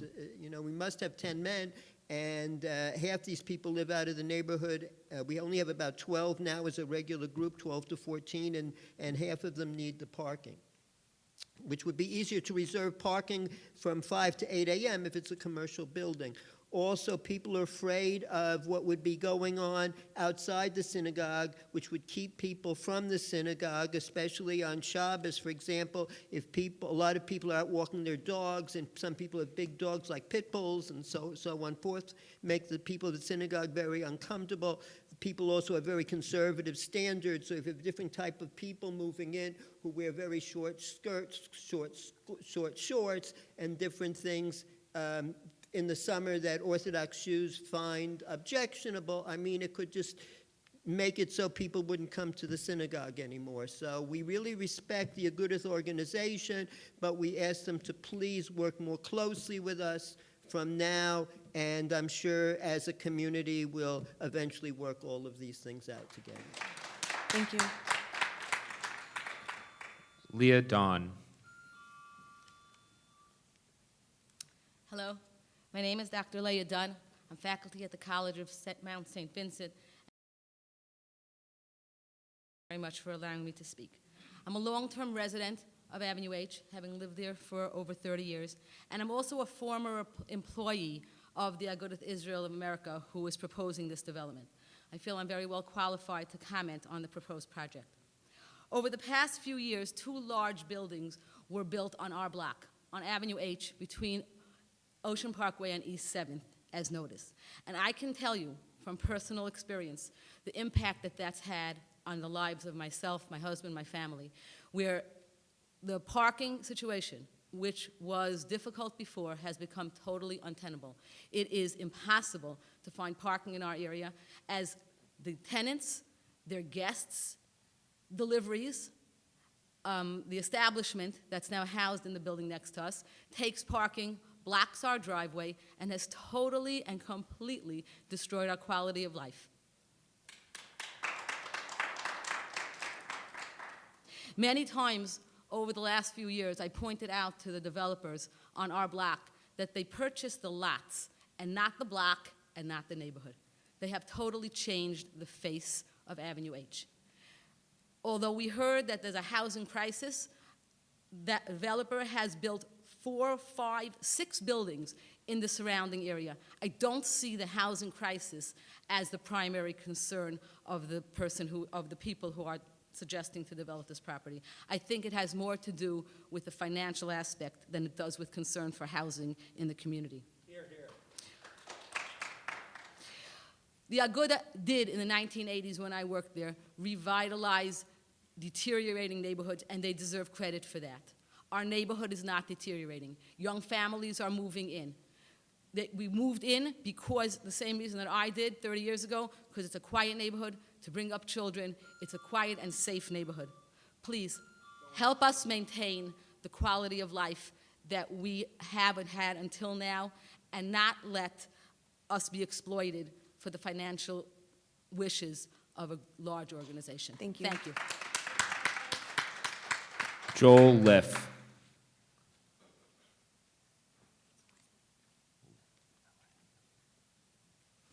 Sometimes progress is really regress. My family moved here to be in a neighborhood which is inviting to people who have family values. We have been very happy bringing up our family in this area with people who share similar values, Jewish, Christian, and Muslim alike. We've always raised happy children who play together in a safe environment. In time, some of those houses on Avenue H and one on Foster Avenue, the owners of the properties before these big buildings were built were subtly forced, scared into selling their houses to developers who were interested in one thing only, large profits. They were told you had better move or your quality of life will change for the worse. Who do you think is going to move into these buildings? People who have the same values as you? We're willing to give you so much and so much money, take it and move elsewhere or suffer the consequences. That's a quote from a neighbor who took the money and ran because he wasn't going to be exposed to that. Capitalists is what they used to call them. Capitalists. And furthermore, I said that already. 2 big buildings, which Dr. Dunn had already mentioned. 2 big buildings already up with occupants such as those who don't share those values. And they didn't have to request a zoning change because that was there already. This building is requesting a zoning change which will saturate the area with much denser population ratio, where it's already impossible to find parking due to the density. I've seen many older people who live in the buildings surrounding, in those pre-war buildings, trying to cross Avenue H and being narrowly missed because it takes them longer to cross the street than the driver deems it acceptable. So we have a denser population ratio, parking issues, safety issues. For what purpose? To fill the pockets of some hungry capitalists and cause the common folk to suffer? Stand up for the rights of the common folk. Thank you. So we have Reuven Elkins. After that will be Isaac Gibber, and then Shalom Jakobowitz. My name is Reuven Elkins. I live with my family around the corner from the Aguda building. I have been an active member of the synagogue and the community for 25 years. This unique family-friendly neighborhood has drawn families of all nationalities and ethnic groups to our community. The proposed zoning changes would devastate the delicate balance of factors that have made this a cohesive family neighborhood for generations. It would flood the area with different types of people, as has already begun to happen due to the 2 new high-risers recently built on the next block that have been referred to, where, the smell of marijuana, increased traffic, impossible parking situation, and the nightlife set have made their presence known. It would drive apartment prices further sky high, so families could no longer afford to live and to move here. Aguda is a wonderful organization with many praiseworthy projects. This project is completely out of sync with their core mission and goals to build and protect synagogues together with the grassroots communities. Thank you. However, the project has taken on a life of its own, oblivious to the impact on the entire neighborhood's quality of life. The community reached out to Aguda many months ago and asked them to hear our unique community needs. Our request met on deaf ears until a mere few weeks ago, when angry letters to the organization brought them, and they agreed to meet with us, and then we did receive a well-appreciated apology. More than 75 people attended and voiced their concern less than 2 weeks ago, with objections to the project. Instead of putting the project on hold to assess how to make the building fit and enhance our community synagogue senior center, which we pleaded for, they're moving full speed ahead to gain approval of basically the original plans with some small revisions. We've contacted Aguda's own director, and they told us they were not consulted and were unaware of the project until we called. Just another couple of seconds. Particularly upsetting is the totally unnecessary part of the zoning request that extends to the entire block, not just the Aguda property, that would leave us open to another totally private commercial development with no community input, as happened to the neighborhood with the 2 rises on Avenue H. That's appeared without notice. We respectfully ask that the present project be rejected until and unless they work together with the community to develop a revised project that will enhance and revitalize our community and not, heaven forbid, destroy it. Thank you. Isaac Gibber.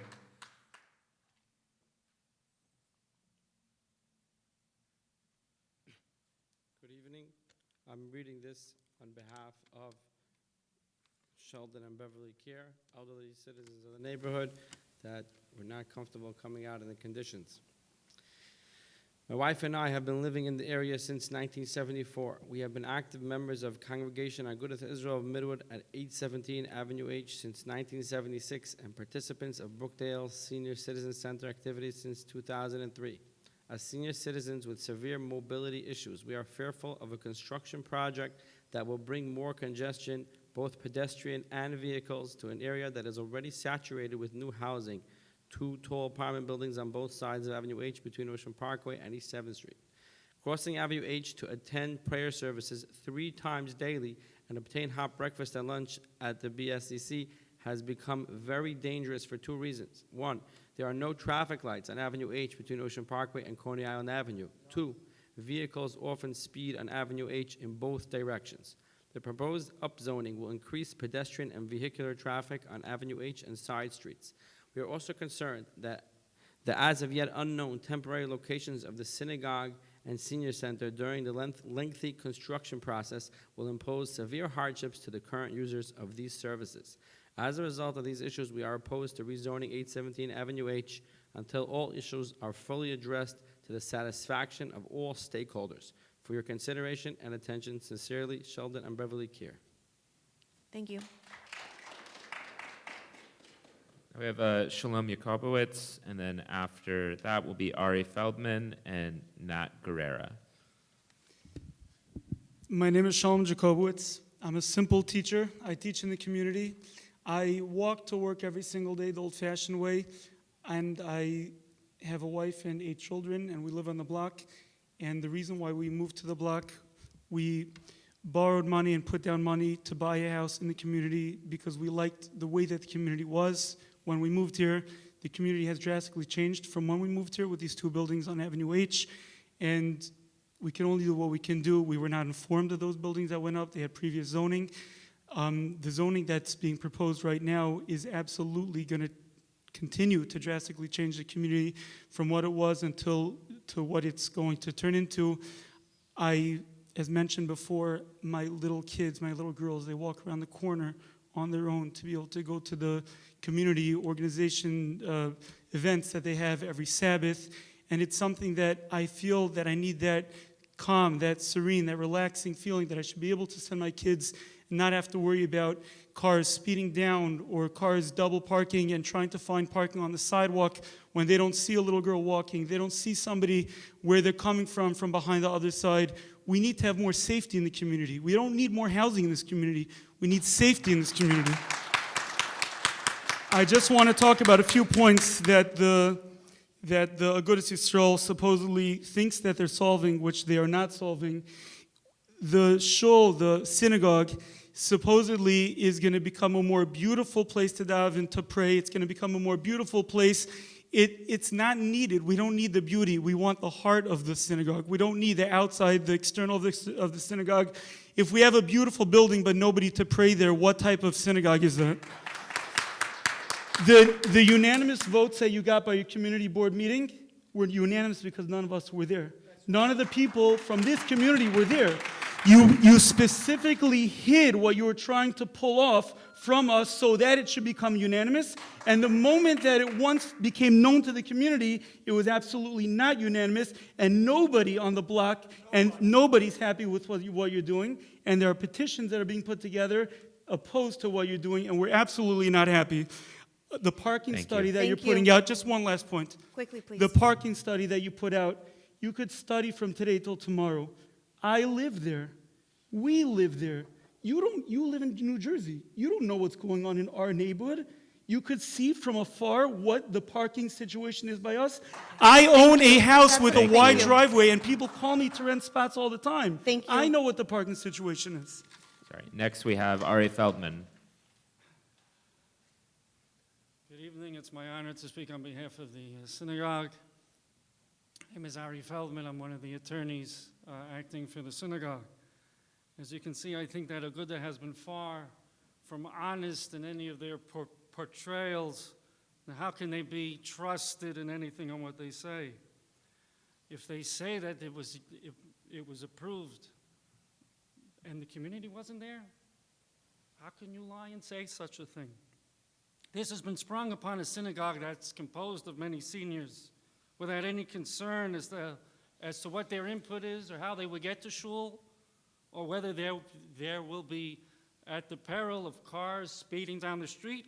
The only concern is filling a deep pocket of an organization and of a developer. The current zoning would allow Aguda to build approximately a 15,000 square foot, three-story structure. I guess that's not good enough. It has to be big enough for them to make as much money as possible. This project is extremely premature, as many of the congregants and people of the neighborhood have mentioned. They were not properly notified as to this project. Impacts to the community, not just to people, but to the stormwater impacts, the school impacts, the fire and police department impacts that all of these new residents would result in. As far as parking, you can have as many parking spots as you want in a building, but you can't force people to use them. If you have people in the neighborhood that are now new to the neighborhood, they're going to park in the most convenient place. Not necessarily going to park where you tell them to go ahead and to park. I would like to end with something that the Borough President said in a recent tweet. He said, when we are in Borough Hall, we are going to develop a comprehensive plan for Brooklyn where communities dictate their future and not big developers. Thank you. Nat Guerrera.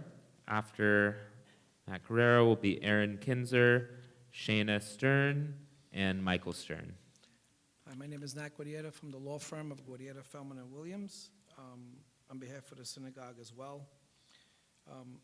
It appears that some of these members here may be viewing these plans for the first time. I guess they were prepared between December 5th and today, jokingly. But it seems I'm amazed at how many people seem surprised at what's happening here and how they feel like they're being, their voice is completely being silenced by this project and its intentions and what it means for the community.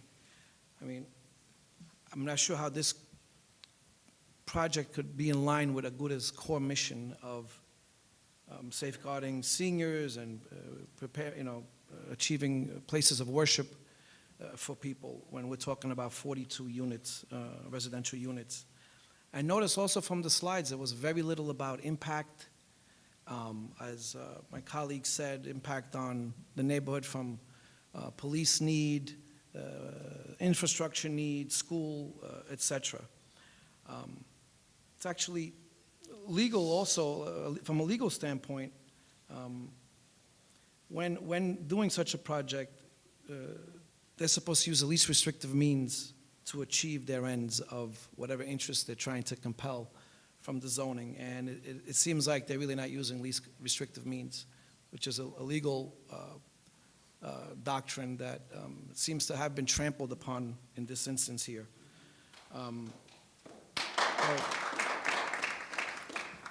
The Borough President's core mission regarding the quote my colleague said has been compromised, and it seems like the Aguda's mission has been compromised as well. So we need to start over, start from scratch, get the community involved. We're not saying they don't want a project, but not something that's so impactful as this here appears to be. Thank you. Thank you. Aaron Kinzer.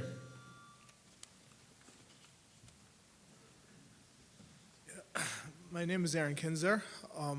I want to talk for the people that can't be here tonight. Those are the children in the neighborhood. We moved onto the block, I guess, more fairly recent. We have, as mentioned many times before by many people here, that the safety of the children has been in a good situation, and we fear for the safety of all the small children on the block, which are many, from all nationalities. We fear that this building is not in concern with the safety of the children, and we feel that their safety is being totally overlooked by this project. And we ask, I ask, and I'm sure everyone else here, we want the project to be stopped. We don't want the rezoning, and that's it. Thank you.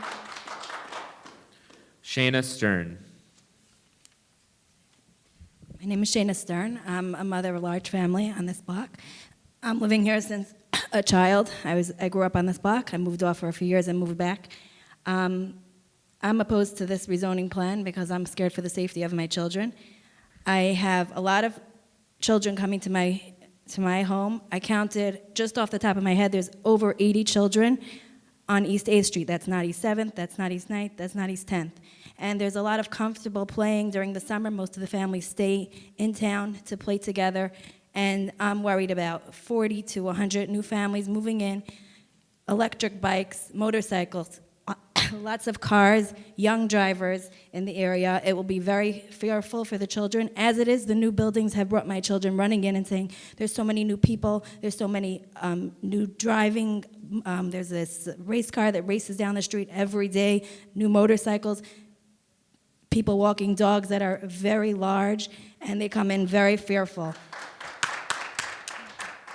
These new buildings will bring in an urban adult population, which is a faster pace, it has later hours, it's not a child-friendly, the way the community has been on the East 7th, 8th, and 9th residential 1- and 2-family homes. There are more people that have just bought homes with children, and they're looking forward to raise their family in a community that they've bought in, and they don't want the whole dynamics to change. The other thing I wanted to mention is that there are many people here who are opposed to this plan. There are other seniors and many of my friends who are mothers who were not able to make it at this time, which is homework bedtime, and they would be here. There'd be another 50 people. Thank you for listening.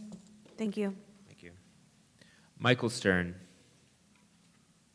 First of all, I really don't know who you two people are that I'm talking to. Maybe you could introduce yourselves to me. My name is Michael Stern, but I don't know who I'm talking to. I introduced myself at the beginning of the hearing. Okay. My name is Erin. I'm the Deputy Chief of Staff for Policy for the Borough President. I'm Britt Bird. I'm Senior Planner for the Borough President. I just want people, we should be people, okay? If I came late, it's because I have no less than 10 children in my house.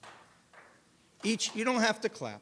Each of us are in this world because we had parents that brought us into this world. The buildings that are being built, that have already been built, and they had their zoning, so they built them, they're bringing in people that their community is WhatsApp groups. They're not joining my community. Their children they don't have children.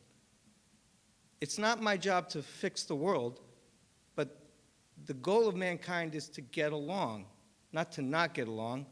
And what these residential buildings are going to be bringing is people that are alone people that have their social life about well, we'll take an Uber and we'll meet there. Oh, we're going to live on the internet. My children live on a block and they interact with each other. We have a community shul. I imagine if there were some Muslims and they were breaking down their house of worship, people would be a little bit upset. A church where people come for community to be together and love each other, and they're tearing it down. No, we weren't at that December community. We didn't know about it. This is not a community plan here. We have enough. We don't have parking. I have to park in another neighborhood.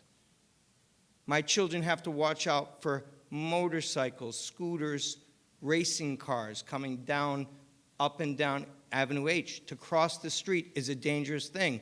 If we want, we could bring the lawyers and bring someone who was already hit on that street. I don't know how many injuries have happened because of it. There might be a housing problem in New York, but we're not here to solve it. Thank you. So we have Judy Elkins, and then after Judy Elkins, Muddy Deutsch.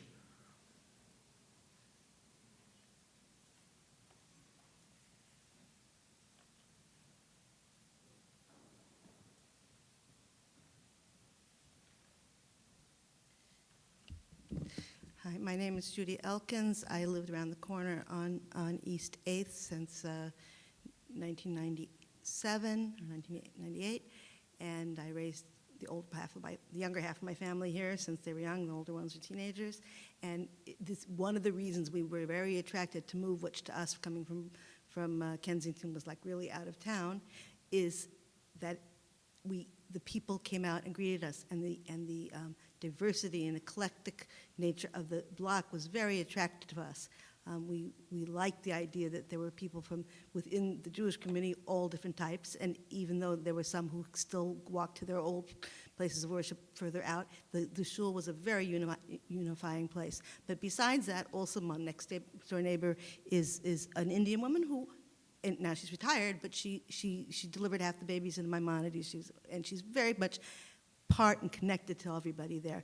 The two of the houses, we do not have close relations, but very respectful with, I don't even know exactly what they do, but one of them is somebody very high up in the Muslim community. You can just see by all the people who come to consult with them. It's compatible, and there are cases where, it's just a very fine community. And we work together, and when there's differences of opinions and differences of styles, people work together. They have meetings, and we spend that. When I remember seeing the two high-risers on H going up, I said, who's this? Where's this coming from? Nobody seemed to know. And then some people ask some questions. They say, well, that's because they're a spin-off from Ocean Parkway, where they that they have the zoning. That's why we didn't hear anything about it. Here, just to correct the record, there was some notification for the community board. The community 14 meeting on, I believe it was December 18th, and that one, some people heard about it, some people don't. They sent around one notice in the daytime when most people are not home because they're out at work or whatever. It had to be signed for, so most of us didn't hear. Some people did, and so there was some presence from our community at that meeting. But there was a good deal of presence from beyond the Jewish neighborhood, complaining about things like the light is going to be blocked by this building, and laundromat, and various other kinds of issues, all of which are also pertinent. But the main thing is that we were not given notice, and we were not given the respect to be able to work together to come up with a viable plan if they really truly want to improve the senior citizen center and the shul. The last thing I just want to say is that there are two accidents I personally know about. 2 years ago, a little boy on his bike, a Pakistani boy, he was hit by one of the hot rodders going up H, and one of the members of our shul, was also hit by a car walking. Anyway. Next, we have Muddy Deutsch. Hi, my name is Moti Deutsch. I moved into the block approximately 5 years ago. The main issue I think I have is that this plan was not, no one really knew about it until it was already in the planning. If they consult with us and they tell us what's going on and we come to a resolution, that's fine. But it seems like, it's obvious that it's unanimously rejected. There's no one, I don't believe there's anyone in our neighborhood that wants it. Not on East 7th, not on East 8th, not on East 9th, and whether it's Jewish or not Jewish. It's unanimously that we do not want the way it is now. It has to be amended. It does not make sense. The traffic would be intolerable. The parking as is you cannot go out at night. I share a driveway. I cannot find parking at night. There are times I have to be looking 20 minutes. I'm not willing to look for 20 minutes. I cannot go out at night. I have to park on Avenue I. This would make it much worse. So whatever the study is, that study is maybe for people that don't have cars. Have cars, and this study doesn't apply to us. That it will not be tenable, this situation of parking. Avenue H is quiet. Right now, cars are speeding. It cannot exist this way. Even as is, probably they have to change things. This will make it even worse. And the building is not, it doesn't fit. I'm just looking at it right now. To have a 9-story building does not make sense. It's a quiet, peaceful area. Those 6-story buildings that went up on Avenue H also don't fit, but it is what it is. But to rezone it, to make it a 9-story building does not make sense. It does absolutely, nobody wants it. And Aguda is supposed to represent the interests of the people. The shul would suffer. The city center would suffer. The elderly would suffer. No one is benefiting. The housing crisis is a crisis, but we're not here to fix the crisis. You have to work with the community and not against the community. Please, please do not agree to this rezoning. Thank you. Thank you. Is there anyone else who wishes to testify on this item? Okay. Hearing no further comment, this item is closed. Please call the next item. Calendar item number 4, 1289 Atlantic Avenue. A private application by AA Atlantic LLC requesting a zoning map amendment from M11 to C45X and R6B, and a zoning text amendment to designate an MIH area to facilitate a new 14-story, approximately 160,000 square foot mixed-use building with 112 dwelling units at 1289 Atlantic Avenue in the Bedford-Stuyvesant neighborhood of Community District 3. Community Board 3 voted to approve this item on January 3rd with the conditions that there is a restrictive declaration requiring a plaza at the corner of New York and Atlantic Avenues and a 16-foot wide sidewalk, and that the developer establish a fund of $100,000 set aside for resolving damages during construction. Please state your name and present this application. Good evening. My name is Lisa Orantia from Ackerman LLP on behalf of the applicant. This land use application by AA Atlantic LLC to change from M11 to C45X and R6B districts and designate a mandatory inclusionary housing area is for a site in Bedford-Stuyvesant and Community Board 3. The project area is on Atlantic Avenue between Nostrand Avenue and New York Avenue, adjoining the Nostrand Avenue LIRR station. The site has multiple options for public transit and is near downtown Brooklyn and Lower Manhattan employment hubs. The immediate built environment on Atlantic Avenue is generally 1- and 2-story buildings with storage, parking, and auto uses. 3- and 4-story brownstones and apartment buildings are in the surrounding area, with some taller 7- and 11-story buildings nearby on Fulton Street, New York, and Atlantic Avenues. The project area measures approximately, the project area measures approximately 550 feet along Atlantic Avenue and about 167 feet along New York Avenue. It's about 92,000 square feet in lot area. The development site has 250 feet of frontage on Atlantic Avenue and 28 feet of frontage on New York Avenue, about 27,000 square feet of lot area. The proposal is to rezone the area developed with 6 2- to 4-story multifamily buildings built in the early 1900s along New York Avenue to R6B to make the residential uses conforming. These houses are outside the development site. At the corner of Atlantic and New York Avenues is the site of a 2-story shuttered hardware store. It's currently used intermittently as an event space. It will be replaced with an open pedestrian plaza that includes an MTA clear path easement adjoining the stairway to the elevated LIRR station. That process will be done under a separate certification action. Further west on Atlantic Avenue, the new building will replace open commercial vehicle storage, a vacant two-story warehouse, and a one-story former contractor's establishment that is currently used one day a week as a house of worship. The owner has offered the tenants of the event space and church an opportunity to rent space in the new building. Further west and outside the development site are two four-story apartment buildings and one and two-story commercial buildings and an open parking lot that will continue as of right. A two-story tire and auto glass sales shop and a one-story woodworking shop that will continue operating as non-conforming uses, and a one-story unoccupied warehouse and gutted one-story warehouse building that may be developed for new as-of-right uses. The proposed actions to rezone from N11 to C45X and R6B and map an MIH area for options 1 and 2 would help mitigate a housing crisis by allowing new transit-oriented affordable housing in an area of population gain, allow for investment in community amenities and growth of local services and jobs, strengthen and improve the Atlantic Avenue streetscape and safety along the corridor, improve the pedestrian experience with an unobstructed area around the LIRR stairway, bring existing residential buildings on New York Avenue into compliance, and allow new construction with a maximum height compatible with nearby zoning districts within the proposed Atlantic Avenue mixed-use plan area and the adjoining C45D district. The Department of City Planning, as lead agency for environmental review, reviewed the environmental assessment statement and determined that the proposed actions would not have a certain significant adverse effect on the environment.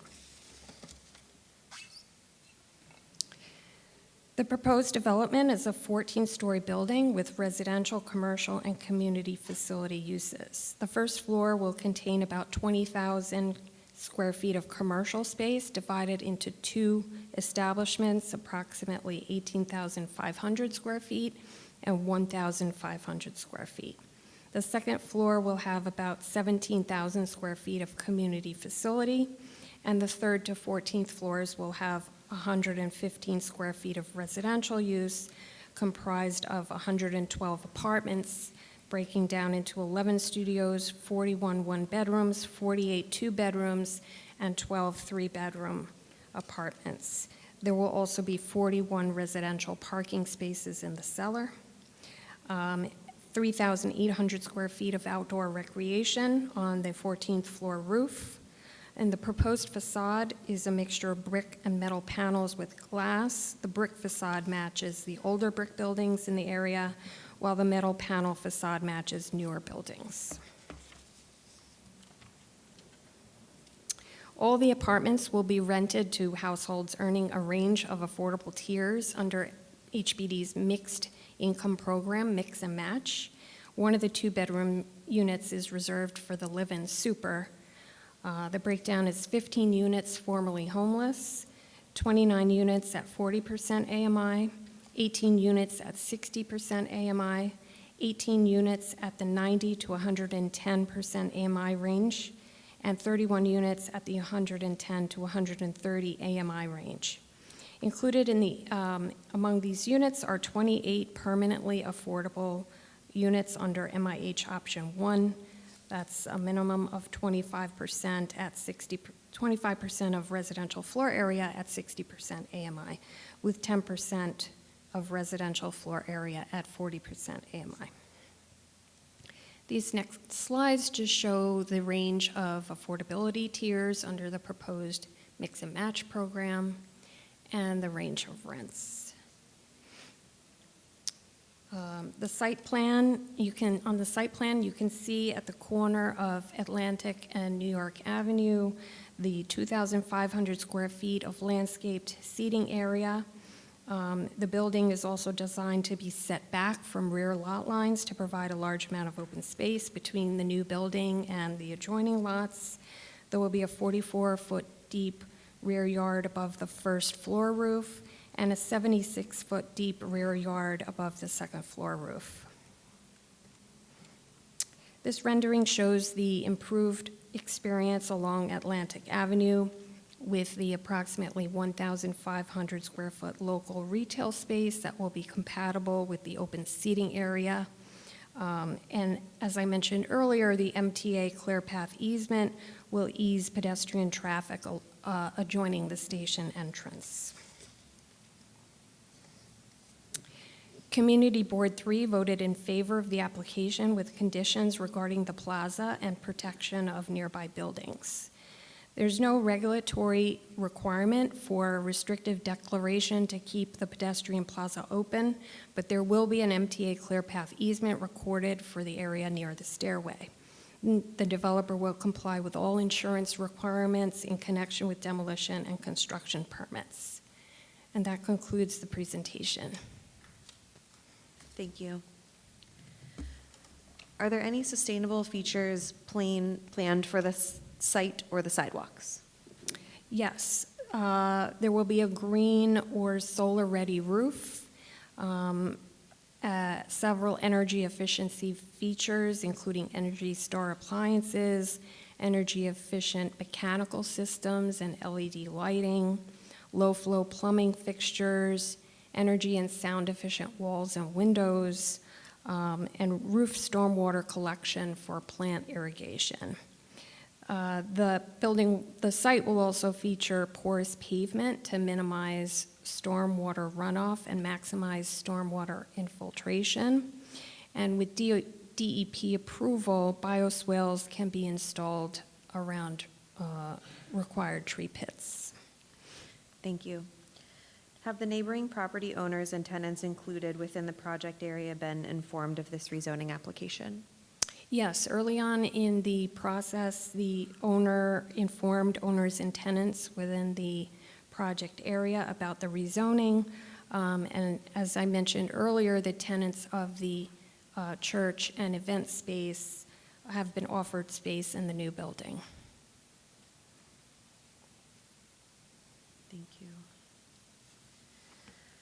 Is the applicant interested in applying for a special permit to waive the remaining parking requirement? So currently, the proposal is to have 41 spaces in the cellar. 39 residential parking spaces are required, and there will be an additional 2 permitted parking spaces. And the garage will include EV parking spaces. And I'll mention that the community responded positively to having parking included in the new building. Under the proposed AMI levels, there is a minimum requirement for 25 spaces. But the parking mandate for new housing is expected to be removed with the proposed text amendment for housing opportunity, in which case we could consider removing or reducing required parking.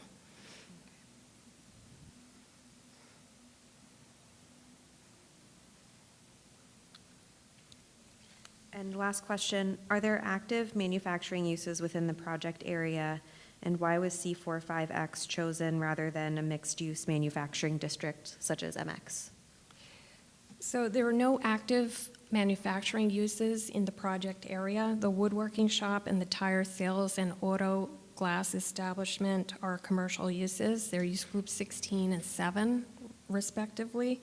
And since the project doesn't have existing mixed residential and industrial uses in close proximity, we believe that the new district should support a mix of mixed-use neighborhood with space for new housing, commercial, and community facility uses. The new C45X would allow commercial uses above the first floor in a mixed-use building, giving more flexibility in a site adjoining the elevated rail. And the existing C45D is located immediately to the west of the project area, allowing very similar FAR and heights. Okay. Thank you. You're excused. Thank you. We will now call for testimony on this application from members of the public. Please note that all comments are limited to 2 minutes. Idris Abdullah.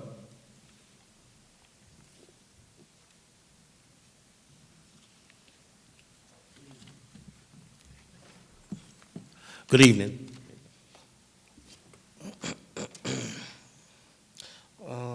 Okay, I am definitely in favor of this project. My name is Idris Abdullah. I lived in this community for over 40 years. And I served on Community Board 3. I presently am one of the members of the Land Use Committee.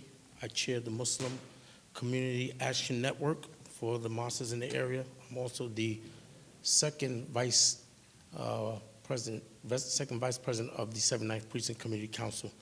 And I say that to say, just to show that I have a community invested interest in here.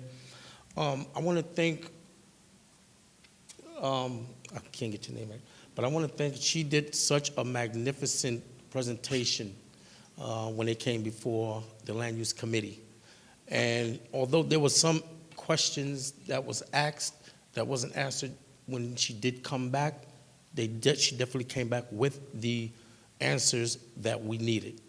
And knowing and understanding the housing in our area, this is something that we voted all hands up in favor of this particular project because we understand how important it is to have low-income housing in an area such as this here. That particular area for years has been kind of downgraded. There was other ideas that came to the board in reference to this particular area, but this was one that we definitely felt was definitely suitable for this particular area. So I come today as a member of the Land Use Committee, and I personally say I give my full support, and this is something that we need to look forward at trying to get more of this type of housing and get more of these type of developers to work with us in the community. And we're hoping that this continues a dialogue. That again, the second part of this is looking at how are we going to be able to work with the community in some type of community participation and local community hiring. So we will be looking at hopefully continuing the dialogue as we move forward and support you on this particular project. But again, we thank you wholeheartedly because this was definitely needed in that area. Thank you. Ed Brown.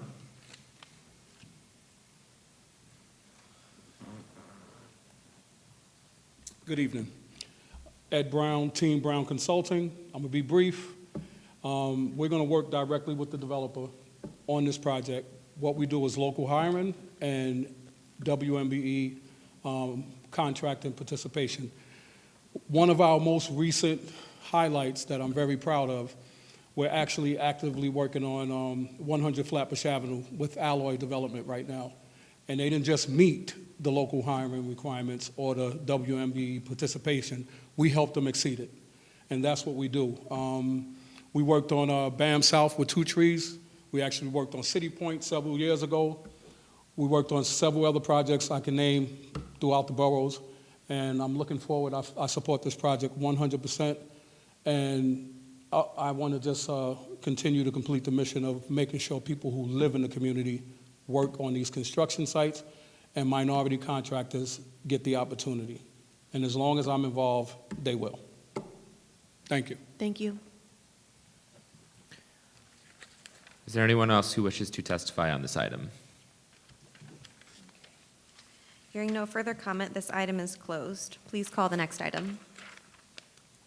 Calendar item number 5, 281-311 Marcus Garvey Boulevard, a private application by Omni New York LLC for a zoning map amendment from R6B, R6A, and C24 commercial overlays to R7A with C24 commercial overlays, a zoning text amendment to map a new MIH area, and a large-scale general development permit to facilitate the development of 2 mixed-use buildings at 281-311 Marcus Garvey Boulevard in the Bedford-Stuyvesant neighborhood of Community District 3. Community Board 3 voted to approve this item on January 3rd. Please state your name and present this application. Hi, good evening. My name is Anna Weiss. I am a Senior Vice President of Development at Paths Development, which was formerly known as Omni New York. And tonight, our team would like to introduce you to a proposed new construction project tentatively titled Marcus Garvey Boulevard Apartments. As you will hear, this project consists of 155 affordable apartments across 2 buildings anchored by commercial space and community facility space. And we'll get into this much more in the presentation, but I just want to stress this is a 100% affordable project, affordable up to 80% of area median income, and our goal is to provide really beautiful and new housing, affordable housing in the Bed-Stuy neighborhood. As part of this, we will also improve over 27,000 square feet of open space in the surrounding area, which would be accessible to residents. So to start, some background on Paths. We were formerly known as Omni, and we are a vertically integrated affordable housing firm. We have several companies, including construction, property management, maintenance, and security. And since our inception, we have acquired and developed more than 19,000 apartments across 95 projects, and the majority of those have been in New York, specifically in New York City. Back in May, we were acquired by Nuveen, which is a subsidiary of TIAA. They acquired the majority of our portfolio as well as our pipeline projects, including Marcus Garvey Boulevard apartments. And we look forward to working with them and continuing to meet the mission that Omni had and that Paths have of developing more affordable housing and committing to neighborhoods. And it's just worth noting that we do have a longstanding commitment to this area in Bed-Stuy, going back to 2010 when we acquired Betty Shabazz Apartments and Medgar Evers Apartments. And we look forward to continuing that commitment with this new project. And with that, I'll hand it over to Sung Kim, our architect. Thank you, and good evening. My name is Sung Kim. I'm the Director of Zoning and Planning at Magnuson Architecture and Planning. We are a purpose-driven architectural firm. Oops, excuse me. Here we go. We are a purpose-driven architecture firm specializing in affordable, supportive, and senior housing, as well as community-based planning projects. Over the past 3 decades, we've successfully completed award-winning projects throughout the 5 boroughs and the greater New York area. We've designed over 100 affordable, supportive, and senior housing developments, comprising more than 13,000 new homes. We are dedicated to providing lives and promoting more equitable community through built environments, focusing on quality materials, shared amenity space, and creation of safe, healthy, dignified places to live. We'll now go into the project. Here is the project site and the existing condition. Site 1 consists of an existing 2-story commercial building on the corner of Quincy and Marcus Garvey Boulevard, containing boxing gym and the ground floor, boxing gym on the ground floor and commercial use on the 2nd floor. And there are also 3 6-story apartment complexes on the north side of Gates Avenue, also known as Medgar Evers Apartment. Site 2, which is outlined in pink, contains an existing 1-story structure on the corner of Monroe and Marcus Garvey, as well as 2 6-story apartment buildings, also known as Betty Shabazz Apartments. Here's an illustration of proposed development looking east along Marcus Garvey Boulevard. The plan is to demolish 2 outdated and underutilized commercial buildings and to build 2 mixed-use buildings that will together total approximately 141,000 square feet of zoning floor area and 155 new income-restricted dwelling units. As Anna mentioned, these will be 100% affordable for families earning between 30% and 80% of the area median income.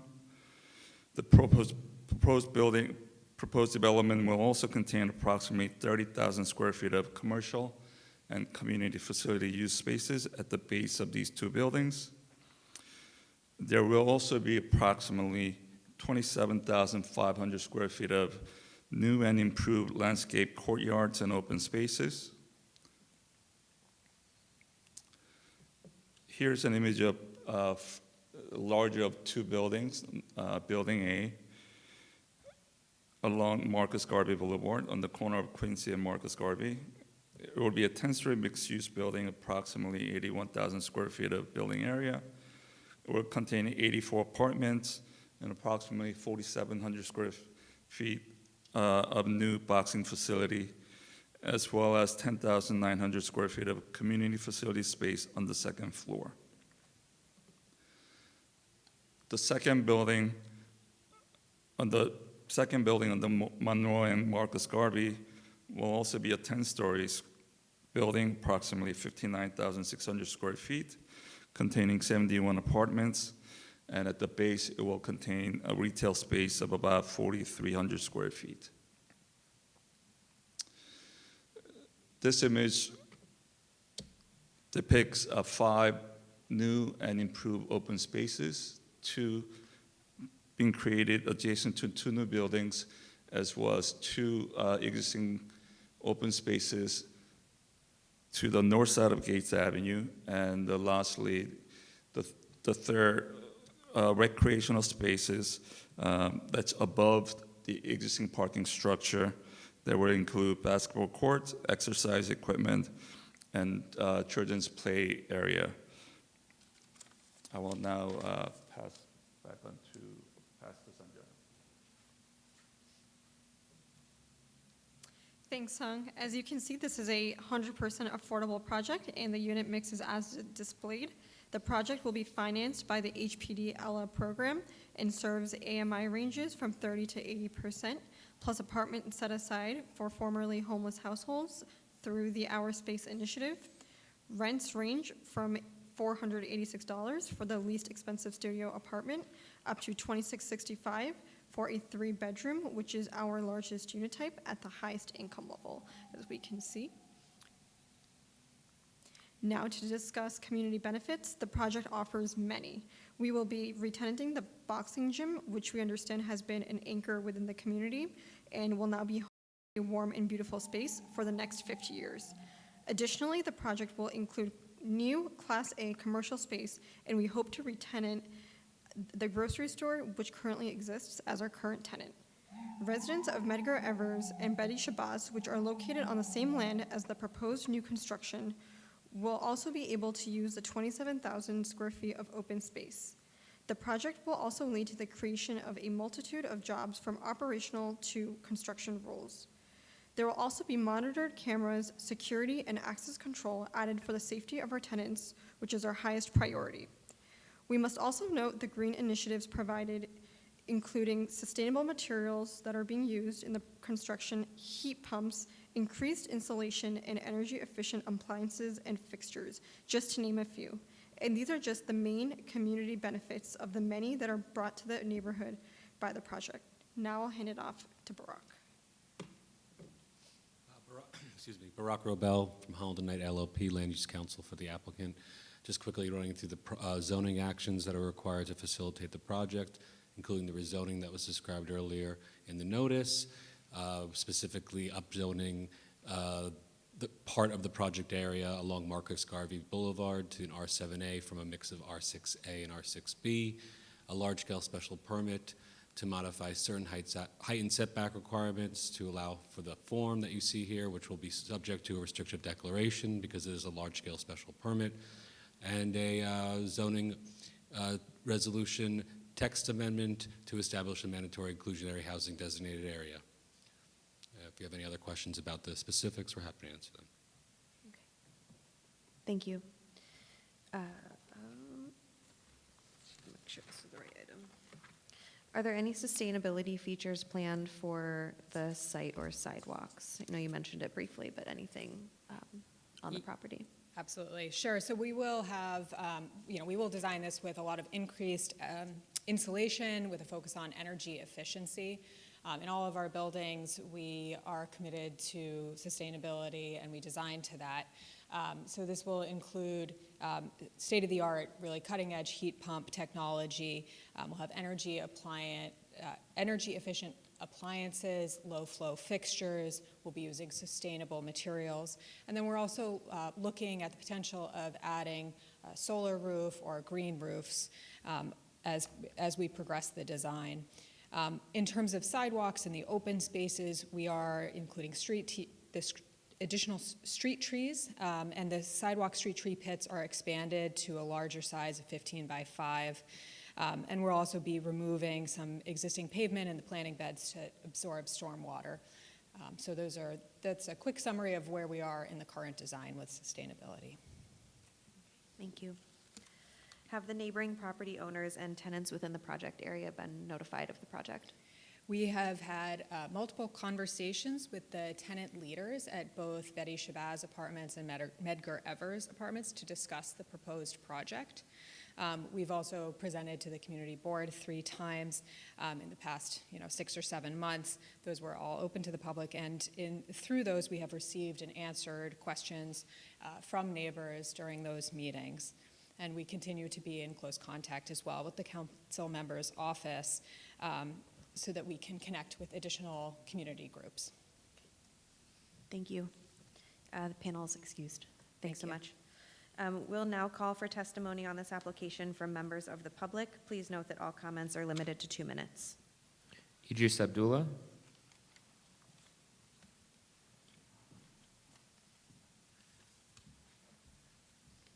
Good evening. Again, this is another project that came before our land use committee, Committee Board 3 Land Use Committee.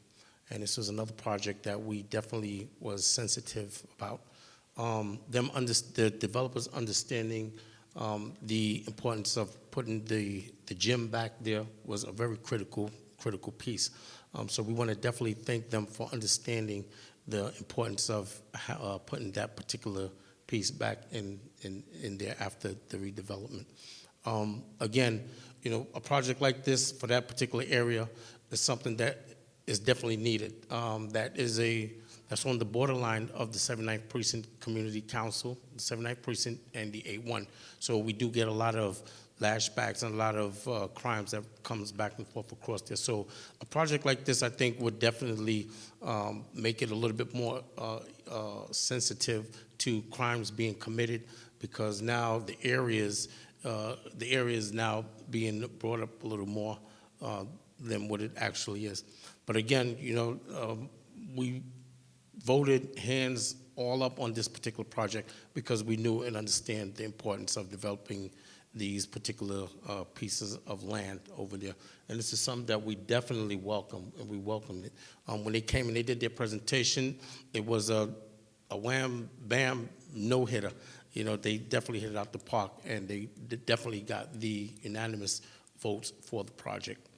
So again, from myself as one of the land use committee members, I definitely want to tell them that congratulations on receiving this letter of approval, and we look forward to working with them on this project from the beginning to end.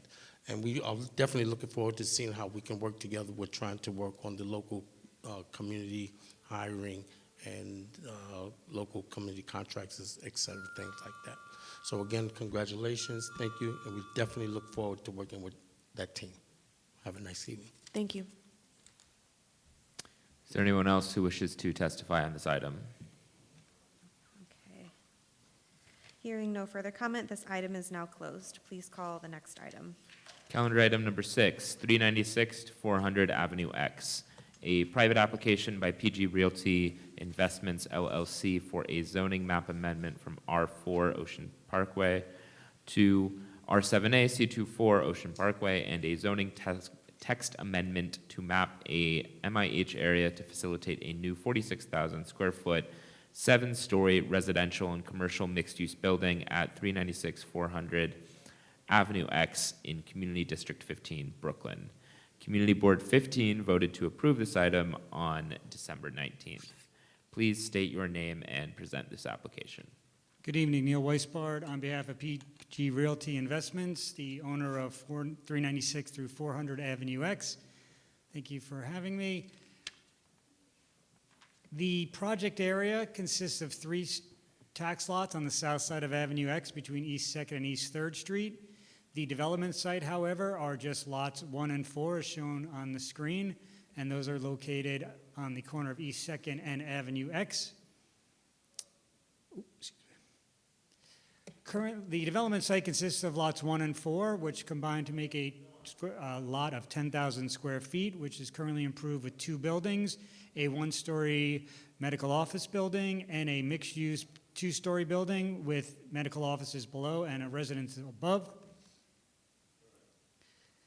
The proposed action is a rezoning within the Special Ocean Parkway District from an existing R4 district to an R7A with a C24 commercial overlay. Will extend 100 feet south of Avenue X in between East 2nd and East 3rd Street. The rezoning, we believe, has a land use justification. There are numerous 6- and 7-story buildings in the area, and as you can see from this photo, there's a large gap between 2 6- and 7-story buildings, and that's where that is the project area in red. These are photographs of numerous adjacent buildings that are both 6 and 7 stories. The area is well served by public transportation. There's a subway stop approximately 7 blocks to the west and a little under half mile to the east. The proposed development will be a 46,000 square foot mixed-use building with 41,000 square feet of residential floor area, approximately 5,000 square feet of professional medical offices. It'll be 7 stories with a mezzanine, contain 45 dwelling units, which approximately 12 will be affordable. The breakup down of units is 21 studios, 19 one bedrooms, and 5 2-bedrooms. At the request of the Community Board 15, there will be 45 parking spaces, 1 for each dwelling unit. This is the section of the proposed building that's located adjacent to the R4 district, and it's important to note under the zoning regulations, buildings within 25 feet of the R4 may not exceed 5 stories. That's why this building is much smaller at this location. Which is a cross-section of that 55-foot height within 25 feet of the R4. Resiliency measures that the new building will utilize are dried flood-proofing areas below grade, including encapsulating mechanical area and utilizing wave resistant dry flood-proofing, utilizing anchoring of the foundation to the piles to prevent flotation, collapse, or lateral movements, utilizing flood damage resilient materials, and utilizing flood mitigation measures such as steel gate system at all building entrances, including the driveway. Sustainable elements that will be used will be active solar power with the installation of solar panels on the roof, a green roof, rainwater harvesting, environmentally friendly materials, and bioswales and rain garden. As I mentioned, the Community Board requested 45 spaces, and that will be provided in a cellar level with using triple stackers with the exception of the 3 ADA accessible spaces, which will be at grade. And I also have some floor plans if you have any questions or wanted to see the floor plans, but I'm happy to answer any questions you may have. Thank you. Required, and has the inclusion of so much parking impacted the number of dwelling units or the levels of affordability for MIH units? So we've worked over the last 2 years with Community Board 15, and their approval was contingent on the fact that there would be 1 parking space for each dwelling unit. There actually is no parking required in this area under the C24, and the fact that this contains affordable units, the number of parking spaces would waive out. However, the parking is below grade, does not count as floor area, and so we're not losing any floor area to generate dwelling units. Have the neighboring property owners and tenants been informed of the rezoning application? They have not been specifically informed, but as I mentioned, over the last 2 years, we've worked closely with the Community Board. We met with the Community Board numerous times before we filed our application. We also met with Councilmember Kagan prior to filing the application. There's a new council member since then. We've spoken to him. We haven't recognized any objections that he has. He thought it was a reasonable proposal.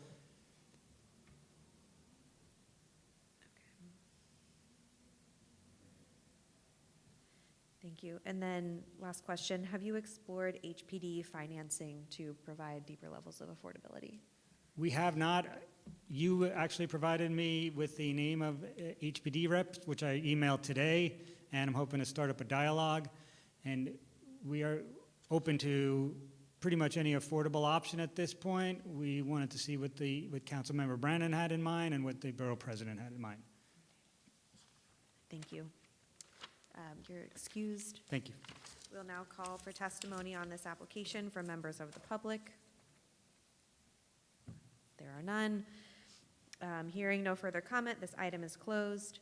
This ULURP public hearing is now closed. The Borough President will review these applications and submit his recommendations to the City Planning Commission, which will hold its hearing on these items at a later date.